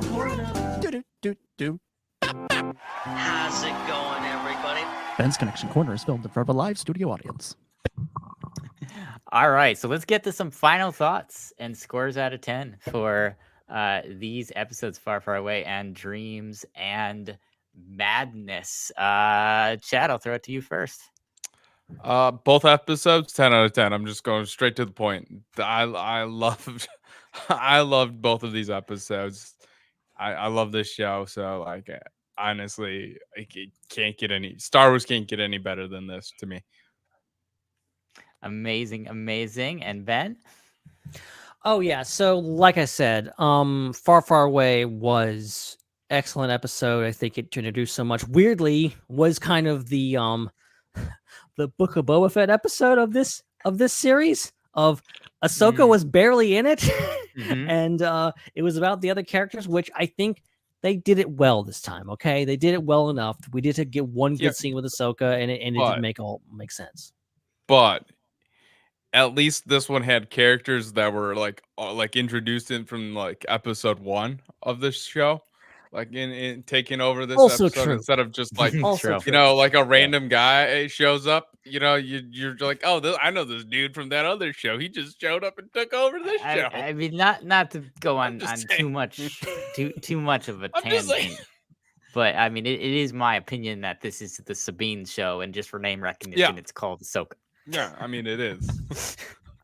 Yeah, that's because the main character of the show. Sabine is at least a co-lead of the entire series, but she's the lead of Far Far Away. She's the lead of this episode. She is the one. She's the point of view character that we're thinking. So, but I think they did it well enough. I think there's a larger discussion to be had. Maybe we will have it one day about like, why do you keep naming these shows about one specific character, putting the name of the character in the title of the show, and then and then introducing this wide vast of great, supporting characters, this great ensemble cast where it's hard to say like a Koff Andor, Koff Book of Boba Fett of like, why did you even name? Why couldn't you just call it something else? That's a whole other debate. We're not going to get into that tonight. Okay. Not going to have a lot to say, obviously. Far, Far Away, I will give it a 9 out of 10. Great episode. And then Dreams of Madness, like I said, I think it had a little bit of everything. Really wonderful episode. Look, I'm a sucker for some big action sequences, and this one was chock full of them. So, they had me with this one. So I think I'm going to give this one a 10 out of 10. I think somebody along the way said to Dave Filoni and Jon Favreau, well, we think the reason why Han Solo didn't make much money because it was named after a character. And they said, no, that is not the reason why. We're going to prove it to you. We're going to name all of our shows after characters. And they're all going to be the most successful shows ever. Ha! That's what happened. Oh, my gosh. 10 out of 10. Amazing. Yeah, it's hard for me to disagree as much as I want to save, a perfect score for the finale, because I actually really did like the finale as well. And we'll talk about that next week.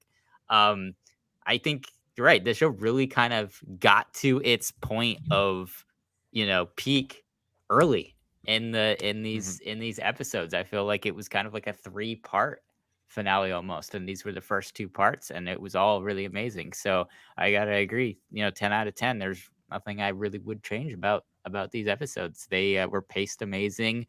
There was some amazing scores in them. The action was incredible. The characters were really interesting. The story was really interesting and a bit unpredictable.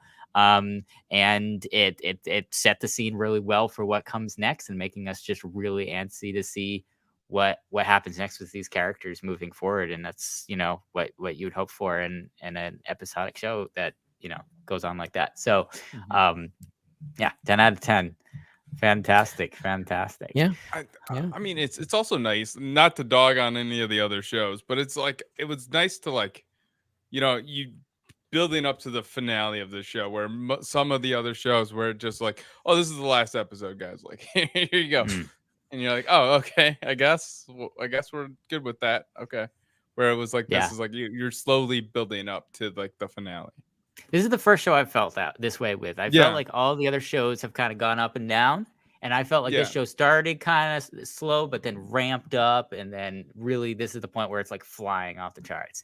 And it's really, I like that. I think if it has to have a progression, that makes the most sense. I don't like the whole start with a bang, have a kind of finale like beginning to the show, and then have it kind of calm down and then ramp back up. It feels sometimes weird to have that lull in the middle of shows, and that tends to be the more normal way of pacing things. Yeah, I feel like Ahsoka is overall really well paced. I feel like every episode is doing something, with the exception of the first 2 episodes. Again, I will go back to those episodes are a bit slower. They're weirdly paced, but I think they play pretty well together. But like you have this general build up. I think there's a build up to the middle portion of the season with episode 5, and then there's that kind of drop off with 6, going into the finale, which is another build up. So I think it does well. It does well to kind of like keep you intrigued and give you something. And there's that release in the middle, and then you go into the finale, and then you get. This episode is great example of just like all the characters are coming together. Everything's coming together. It's all coming together. Yeah. But it's also not like as much of a drop off like in other shows where it's like you hit that middle point and there's like, oh, okay, I guess we're hanging out with the Mandalorian now instead of the lead of this show. So I guess okay, that's it's weird. Definitely less episodic. I think Mandalorian just goes all. It's all over the place. And Mandalorian is sometimes it's very like story based and just like each episode things, and then you have other times where just like, well, here's this random episode, we're gonna go and hang out with Jack Black and Lizzo, yay. That was something. That was a great episode. Okay, we're gonna go to some of the listeners' scores. So if you haven't yet, drop your scores in the chat. Andrew, also a 10 out of 10 from Andrew. So it sounds like this is very universally, and I'm assuming that probably is for both episodes. So definitely a universally critically and audience acclaimed pair of episodes there, which is fantastic. Let's see. I'm actually gonna go to some of the super chat questions because they all pretty much have to do with the episode. So fair enough. They're just gonna go to those, and then we'll circle back to any that don't. 111 from 10 out of Skywalker's Academy. That's a high score. And then also circle back to if we have time for any news or a little something I want to talk about as well.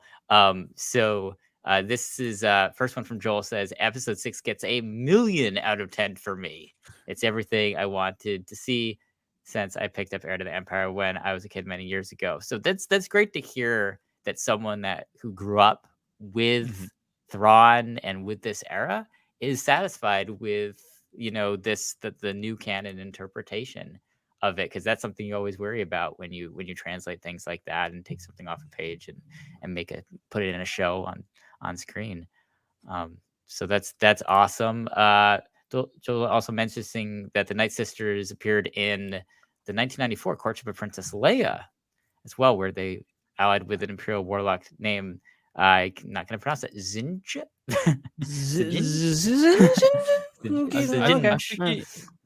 If I remember right, seeing this pop up, I think he had a fix. I think it was 91. 91. Yeah. Thank you for reminding me of that. Yeah. So I guess the Night Sisters, they were in the Ewok film, but they weren't called Night Sisters. There was a witch in Battle for Endor, but I don't think she was ever called like a Night Sister. She was just like a witch, and then they were kind of like, okay, well, yeah, she's there's witches in Star Wars, and all witches are Night Sisters, probably. Yeah, I don't know. I haven't watched those movies since I was a child, so. Ben, make sure you put those on your chronological. Oh heck yeah, they better be. So they're we gotta stop somewhere, okay? Look, if we start allowing non-canon stuff, those are canon though. We'll be sitting here in 2027 going like, we're trying to get through it.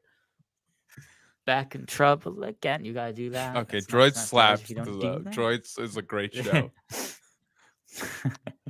Oh my gosh, and the Ewoks theme song is the best theme song of any Star Wars show. Nah, I'm gonna say Droids is, but it's close. It's close. Anyway, super okay. Next one. Talking about when we were talking about characters growing up. The precedent of seeing characters grow up in Star Wars was in the books with Jason and Jaina starting as babies and growing in Legends. That's very, very, very true.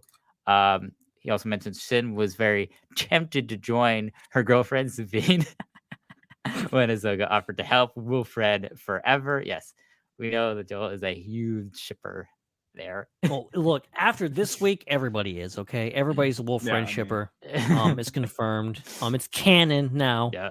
So there you go. And interesting, Thrawn attacks Coruscant in the OG 90s Star Trilogy. So that theory there is based in some reality of something that actually happened in old canon. It's funny. I reread the Thrawn novels, or read them really for the first time, like just a couple of years ago. I don't remember what happened there. But and obviously there's a lot of precedent set, and I think we'll get some similar, just slight, references to the original novel with that. Not straight up taking things, but I think that's an easy thing to do. Yes, and then we have and Ask the SW from Discord from Kadira, saying, I know there are news regarding Baylan Skoll's story and the possibilities of recasting Ray Stevenson. I want to know is which actor do y'all think could portray Baylan? Also, when I read the episode title Far, Far Away, I immediately imagined Shrek from the second film. I did too. During the scene where Fiona, and Donkey were on their way to meet Fiona's parents, and Donkey was getting on their nerves. Oh, and an interview from Dave Filoni in one of the Star Wars Celebration panels, where someone was asking where Ezra went, and he responded by saying, he's far, far away. Ooh. I remember that. Ooh. I remember that. Yeah, first of all, Dave's just dropping hints without us even knowing. Like, right? We're like, that's funny. Yeah, and then he's like, no, y'all don't even know, my guy. So y'all don't even know. I don't know what your thoughts on potential recasts for Baylan. I have an idea. I have to remind myself of the actor's name though, so I'm going to do some quick Googling first. I'm terrible with actors, so I honestly don't know. I'm bad with this. I'm sorry. There's someone specific that I'm thinking of that I think might work. Maybe.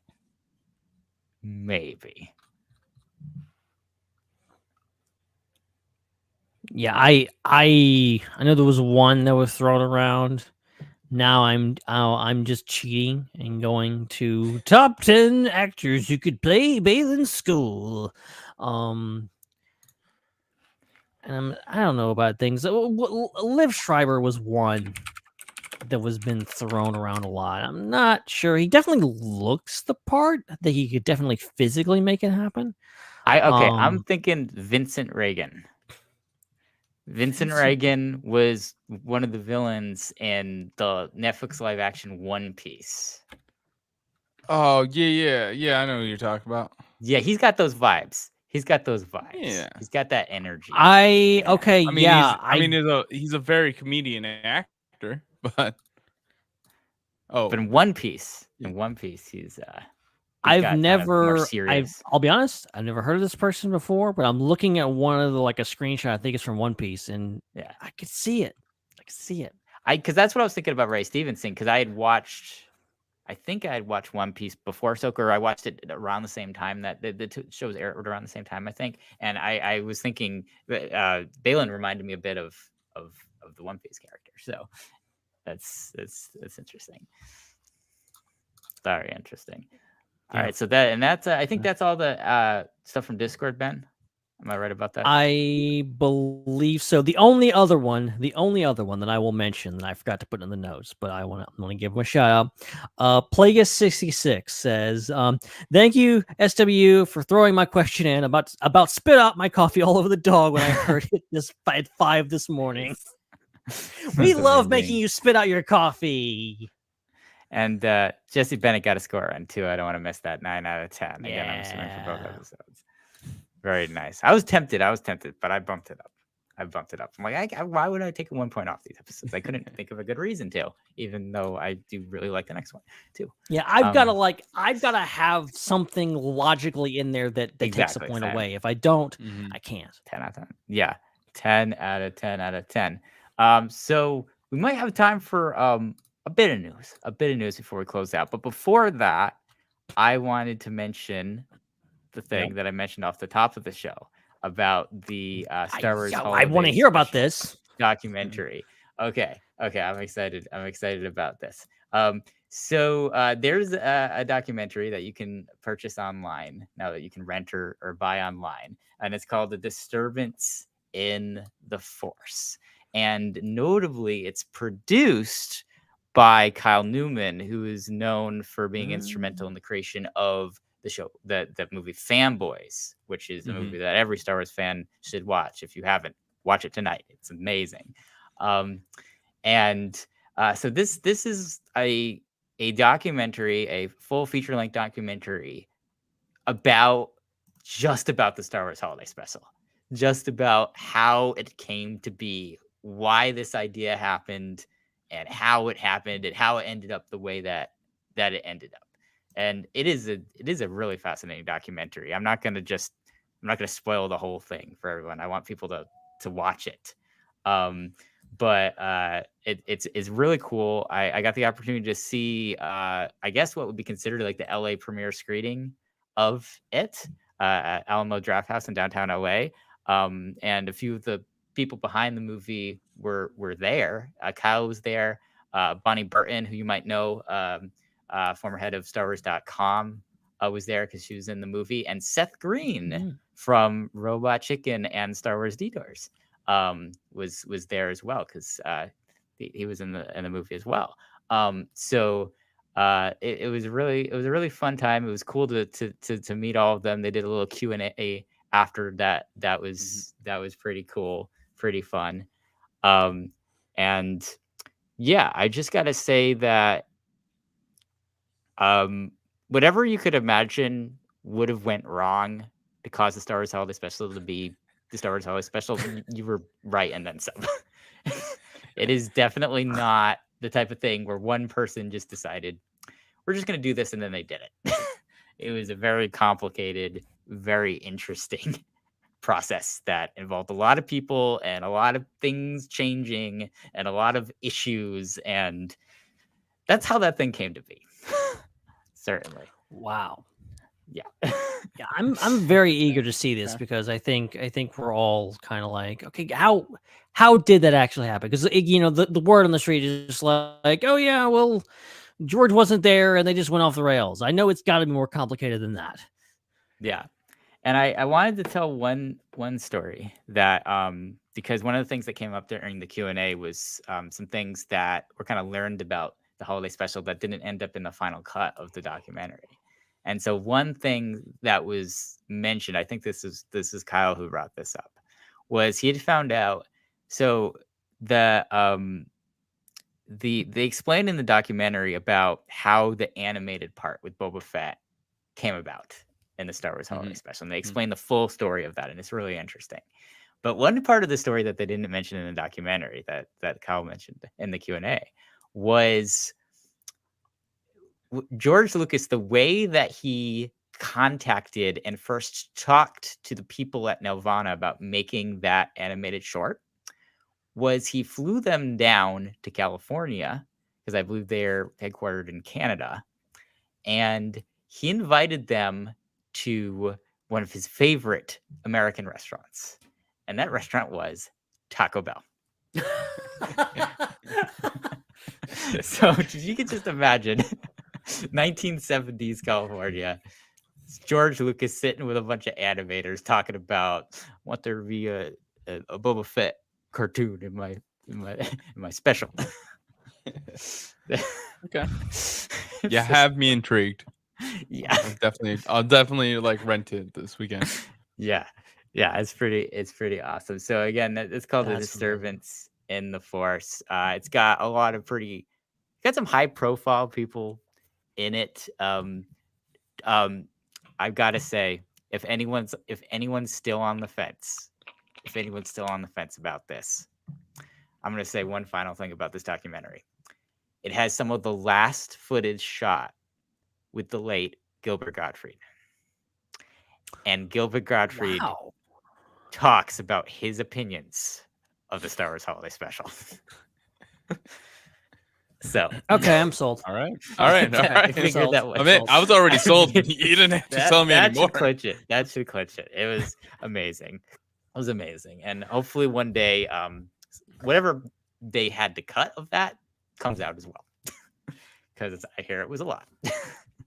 So, I mean, because they wouldn't get Gilbert Gottfried in the studio for what 2 minutes of footage. Like it's gonna probably a full interview. Yeah. There's so much those documentaries end up on the it was hinted at that there was quite a lot that might not have fit the tone of the documentary. That I can imagine. When is the Gilbert R-rated cut going off on some things that went down in the Star Wars Holiday Special, but it was great in what they did show. So amazing. That's So amazing.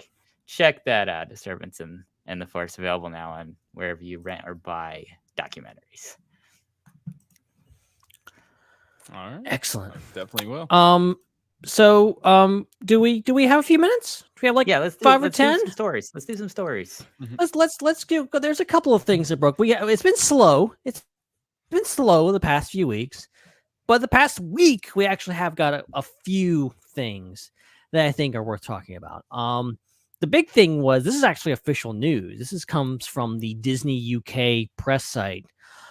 They confirmed that The Acolyte and Skeleton Crew will be coming out in 2024. Now, before this, we had a lot of shows we know that are in production at various stages. There was a recent thing with the Bad Batch. So Jennifer Corbett, I was actually on Twitter recently, saying that they were kind of fixing the final sound mix. I'm actually say quote. There's a picture of her, and it's David Collins, and a bunch of those guys. And tonight, toasting to the final mix of big section of the Bad Batch. What a pleasure working with David W. Collins team in action. Can't wait for all of you to see what's the thing. So no confirmations. So that was the big thing with this Disney thing, was the fact that there was no mention of Andor. There was no mention of the Bad Batch Season 3. There was no mention of Tales of the Jedi. Tales of the Jedi feels like something that is still kind of in the wind. We know it's happening, but we don't know how far along it is. We know Andor is pretty well shot, and we know Bad Batch is almost finished. So is it not coming out in 2024? Any theories here? I wonder if it's like, I didn't read the release. Did it say like in 2024, or were they talking about like the first half of 2024? That's my. It was kind of this for those who didn't read it. It was basically kind of this long press release thing that Disney put out for like, okay, here's all the big things that Disney Plus is going to be releasing in 2024. In my opinion, I don't think it's meant to be, this is it. This is all that we're going to be releasing, and there's nothing else that's not on this list is going to be things. I think there's some breathing room there in regards to, this is the big things. They obviously want to highlight Acolyte and Skeleton Crew, because I think those are going to be big shows, especially for Star Wars. But I think there's room, especially considering that Disney in recent years, despite the fact that they have spent like literally their entire company is built off animated productions, they seem to still look down on animated stuff. I think maybe they're just not talking about Bad Batch. I am wondering about Andor, though. I am wondering because I feel like Andor may, post-strike, may need to go back to the drawing board, and they may need to reshoot some stuff. We know Tony Gilroy was on set, but then he wasn't because he was striking, and they went on without him for a bit. Kind of a mess. I feel like that might need some retooling before they can actually get it up, and it may not be ready next year. I don't know. Were they done filming? I thought they were. No, they weren't, because they were still, because when the strike started, they continued filming, and then Tony Gilroy got in trouble because people thought he was scabbing and staying on set, but then he's like, no, I haven't, I left set. And then obviously when the actor strike came in, everyone left set, production shut down, and there wasn't anything else. I thought there was still the British actors were still acting a bit, and then they had to shut down because obviously they couldn't have Diego there. I thought it's possible. I thought I heard that rumor. I don't. Maybe it was. I don't remember. But I do remember that because like is Diego SAG? Is I think J.D. he is, Riley? But he's not. I would as assume, discussed earlier, he's not the only character in the show. I would assume Diego is SAG because he is a North American based actor. I mean, he's not American based because technically he's be like Mexico based, but he's probably technically. I don't know how it works because so many British actors are based out of LA, so I don't know. Yeah, and I maybe some of them were technically like part of the British Union, so maybe they could have kept filming. I don't remember, but I thought that was a rumor that like popped up that they were still filming after the actors' strike. But I know that was a thing with the Game of Thrones spinoff that they were still filming. So, but they had all British actors, so they didn't have to stop. Yeah. So makes sense.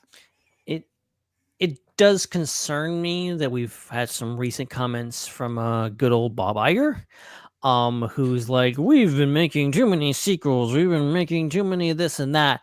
I think maybe their answer to this will be to kind of slow things down. And I think certain things are just like, there's just going to be 2 Star Wars series maybe next year, and that'll be it. And anything else will have to be pushed till the next year. I don't know how they're going to handle it. I hope that's not the case, obviously, because I mean, I don't want there to be too much, but I don't think more than 2 is too much. So I hope I think Andor whenever it's ready. 2 is too little. Bad Batch. Yeah, especially after the past few years. Yeah.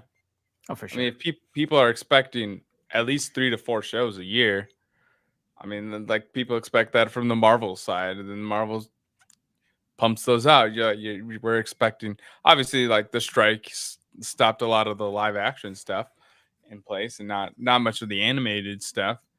And I would love to see Star Wars do more with the animated stuff instead of just one TV show and a special every once in a while, like a special show every once in a while. Like I would love to see them do more.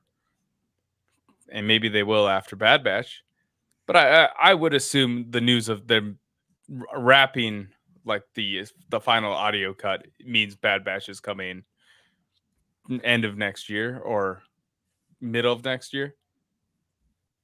I mean, up until this point, I was expecting the beginning of next year, but it's still, and being that the final sound mix is coming down, it seems pretty close. I'm thinking March. Like that would be perfect. I feel like Bad Batch has always had not the best marketing ahead of time. They don't market Bad Batch, not at all. No, it's the best Star Wars animated show, but they don't market it. So it's very strange. Very strange. Yeah, but I was thinking that like Skeleton Crew was probably going to be March because I think Skeleton Crew, and then it's Acolyte. I was thinking it was. That's where my time frame was. So here's the thing: if we get to a point where it's really just going to be Acolyte, Skeleton Crew, and Bad Batch next year, and they're really going to push Andor off. Andor needs a lot of work, and they need. Please don't overlap the shows. Please don't do that. Please and thank you. There's so many weeks. There's 52 weeks. There's 52 weeks in the year. As a Star Wars fan, especially as a Star Wars fan creator, please, for the love of all things holy, just space them out. Just gonna air Bad Batch and Skeleton Crew and Acolyte at the same time. We'll just put them all at the same time. Different days though. So yep, Monday's Bad Batch Day, Tuesday's Acolyte. And then you do a weekly podcast. Then you do a daily. I don't even understand them like overlapping like the Marvel shows. They did that, like they shafted Miss Marvel back in the day, which is a good show because they put it out like right at the same time as Obi-Wan Kenobi, and of course it got overshadowed and get great ratings. Still a good show. So like. I don't even understand. That is why the Marvel failed. Shows. That is why it was a better show too than the Star Wars one. Yeah. Don't attack me on the Star Wars show. Well, that's another discussion for another day. Although you're probably not wrong. That's a different But anyway, okay. Well, a couple more things, and then we'll wrap this up. So has anybody seen Godzilla -1? There's a lot of Godzilla stuff happening these days, and Godzilla -1, which is the new Japanese Godzilla movie, is directed by Takashi Yamazaki. I'm hope and pray that I did not butcher his name, because he absolutely deserves to be read out properly. But he's obviously doing a lot of press for his new movie, which is out, and I heard great things. So I'm actually looking forward to watching it one of these days. He wants to make a Star Wars movie. And yes, I know everyone in the audience rolling their eyes. Well, everybody wants to make a Star Wars movie. Like we always get these articles and these headlines of so and so wants to be in a Star Wars movie. So and so wants to make a Star Wars movie. But there's a pitch here that I think is interesting. I'll get y'all's takes first, but I have a pitch of myself that I really want to get out there. Because he says, I watched Star Wars, and that's how I ended up being a filmmaker. I think a more Japanese or even just a Eastern take on Star Wars would be really, really interesting. So I hope they call me up. So what do we think about this? You know, the idea of an Eastern take, a Japanese take, something, you know, obviously there's much Eastern influence in Star Wars from the very beginning. Yeah. What could this look like? And, you know, are we game to have this guy come on board? I mean, this is really fascinating because clearly George Lucas and Dave Filoni and many other people that have worked on Star Wars are huge students of Eastern film and Japanese film.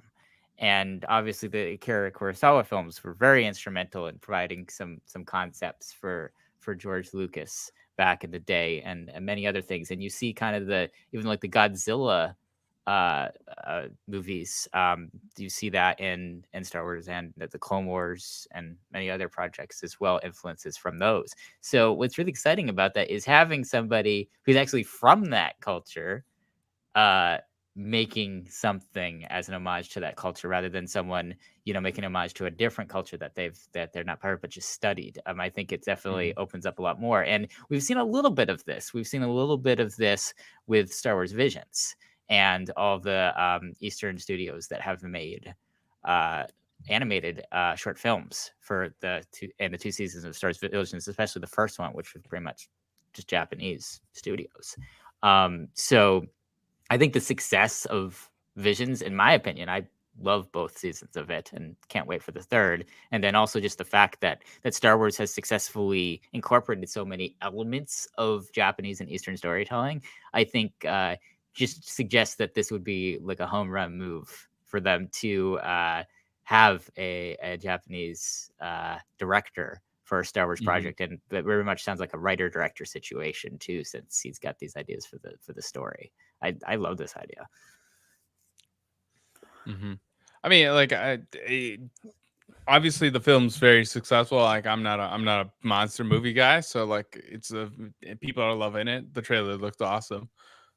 But I would love to see him direct Star Wars. Anytime anybody's like, "Hey, I want to make a Star Wars movie," I'm like, "All right, let's make as long as it's great, let's make a Star Wars movie," because I love Star Wars movies. I need more movies. But I would be interested to see, like, if I saw somebody talking this on Twitter. I don't remember who, but it was like somebody suggested that maybe he could like do the Ronin, but like live action. I would love to see him. Wow, that would be awesome. Be amazing. Yeah, black and white too. That would be cool. I mean, I would love to see him do his like own film, but that would be awesome too. Like, right? Yeah. It's like, let's do that.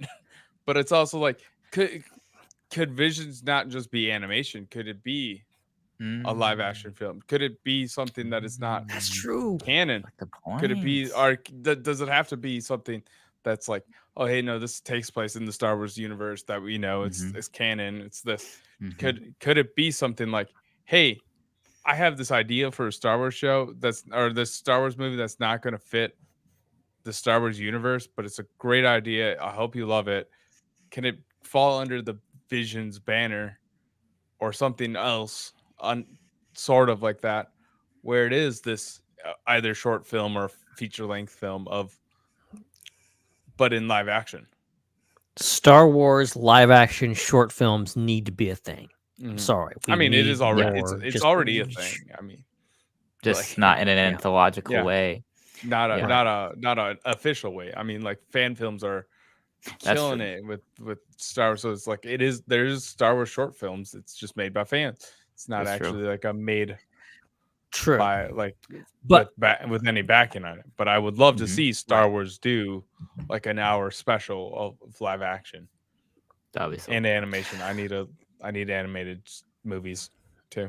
Yes. Right. And see, my ideal scenario for this, I think, because obviously, say you let him do a Star Wars movie, which seemingly is a hard thing to do these days. I'm not even holding my breath for the next American Star Wars movie, much less one made by a Japanese filmmaker. But ultimately, I think would be cool, honestly, if it wasn't just a Japanese director, but make it a Japanese Star Wars movie. Shoot it in Japanese, have an all Japanese cast, go all out. And yeah, you could do a Godzilla, homage. You could do a samurai homage.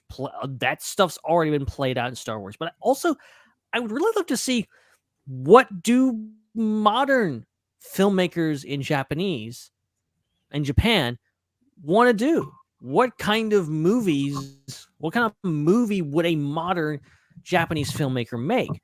I would love to see that. And can you imagine a Star Wars movie, but it's just Japanese, and we would have to get the dub.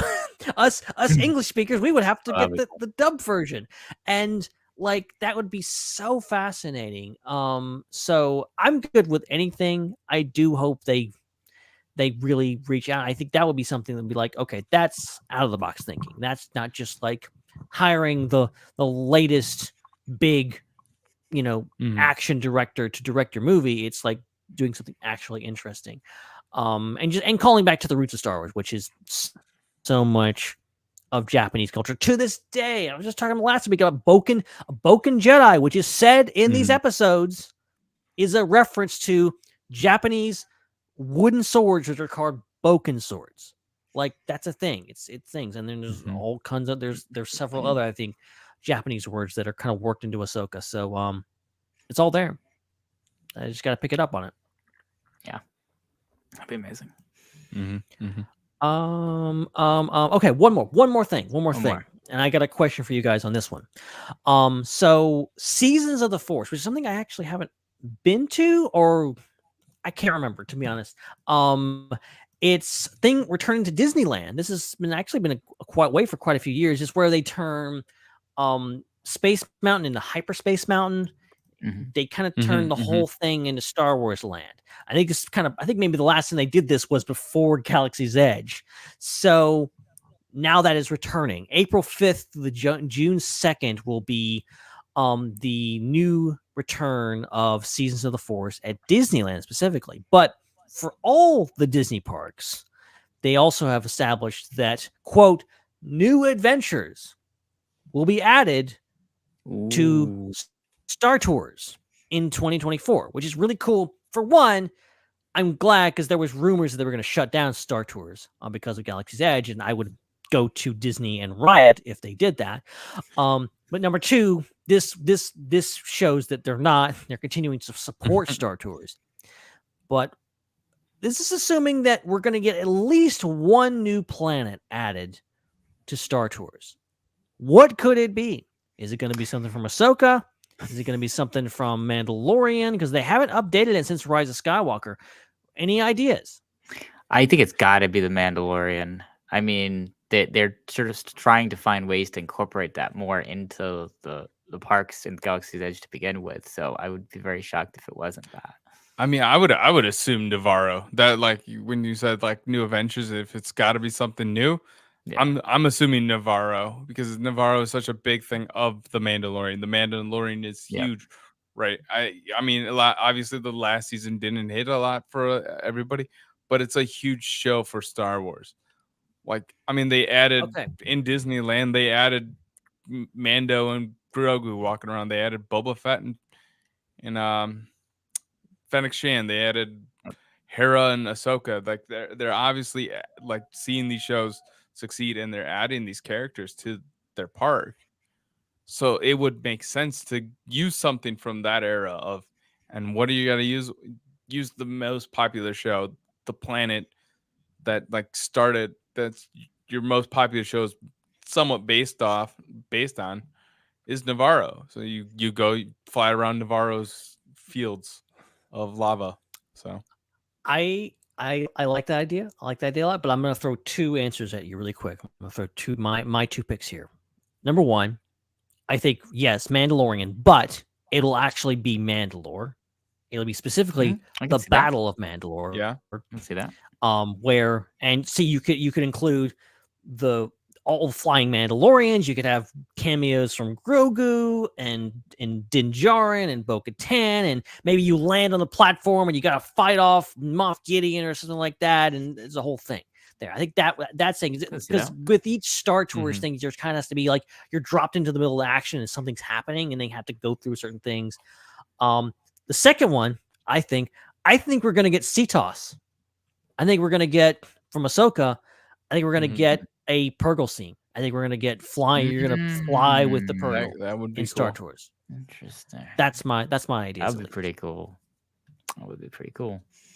Yeah, I mean, they can't go wrong with whatever they pick. It's just a matter of, what's the most people will recognize, I guess. But I mean, as hardcore fans, we will take anything, and they all sound pretty cool to me. It's hard to believe that we haven't got one in a while. So. Yeah, I mean, imagine like Andor and like the scene with that meteor shower. Imagine being in that. And at Eldani. The Eye of Eldani, my God, that would be amazing. Yeah, that also would be pretty cool. There's a lot of good options for that. Yeah, amazing. Yeah, I mean, it'd be cool. I haven't been to any of it, so. I don't care what they had. I want to go at some point. Well, come on. 2024 is the year. Come on. When I'm not poor. All right. Well, I think that's pretty much all the news we can handle for tonight. And I think that maybe wraps us up. Maybe that's it. It does. Maybe. It does. All right, so we want to thank everybody so much for watching this episode of the Star Wars Underworld Podcast. And huge thanks to Jordan for being on earlier. Of course, you can find him on social media at TBluePulsar66. Chad, thank you so much for joining us tonight. Thank you for having me. It's been a while since I've been on, and thanks for being generous and letting me come on my two favorite episodes of Ahsoka. Heck yeah. And is there any, you're on social media at Chattalorian7732. Anything else you want to plug? No, I just follow me on, follow me on wherever. I'm on most of them at that. So I do stuff every once in a while. I don't know. Follow those and you'll figure out what I do mostly, I guess. Chad, you really got to work on your self-promotion game, okay? You got to do more than just follow me wherever. I'm like, come on, man. Come on, like, look, I'm gonna be dropping sick podcasts and all kinds of stuff. Follow me, damn it. I don't do anything, Ben. I show up on other people's shows. Well, do something. Like well, you're doing something, okay? This is an improvement, okay? You're doing something right now. I am. Watch this thing. You're not already watching it. Oh man. Anyway, you know where to. All that good stuff. All that good stuff at Chattalorian7732. And of course, Ben, thank you so much for hosting as well. Oh, it was a pleasure as always. And actually, I don't have anything to promote tonight. Okay, I haven't been doing anything lately, but I might have something to do soon. Maybe next week. Remind me. I know. Look, I've been called worse. Okay, you're not gonna get me with that. So I might be doing something soon, but right now, just check us out on the Discord and all kinds of stuff. And it's gonna be an interesting next few weeks. So we've got the finale coming up next week. I I'm surprised we've it feels like we just rushed through Ahsoka. It feels crazy how fast this has gone. So I feel like, I don't know if we really do get to do Star Wars shows next year. We're just gonna have a light thing. We'll just go back to Ahsoka. We'll just take up a whole month and we'll just talk about an episode. That'll be a thing. Nice. That'll be really, really, really fun. But I have a feeling there's some things coming down that are going to be very interesting. I'm very excited for that. Of course, you can follow Ben on social media at Ben Hart with no E. You can follow me at Seek3PO. You can follow us as a group at the SWU. Like Ben mentioned, check out that Star Wars Underworld Network Discord. The link to join is in the description of this video or audio podcast. Huge thanks to everyone that is listening on your favorite podcast app. Don't forget to subscribe if this is your first time listening, and to leave a review. And huge thanks to our channel members on YouTube for helping make this stream possible, as well as people who generously support us by super chatting with us when we are live. Don't forget to hit that subscribe button on YouTube on your way out of here, and don't forget to check out all the other stuff on the Star Wars Underworld Network, like Tractor Beam, like Ion Cannon, like the Raeside, and coming back soon, Tales from Beyond the Galaxy. That's it. We're out of here. We'll be back in 7 days with more Star Wars news, reviews, and discussion. But until then, for Jordan and Chad and Ben, my name is Chris, and may the Force be with you.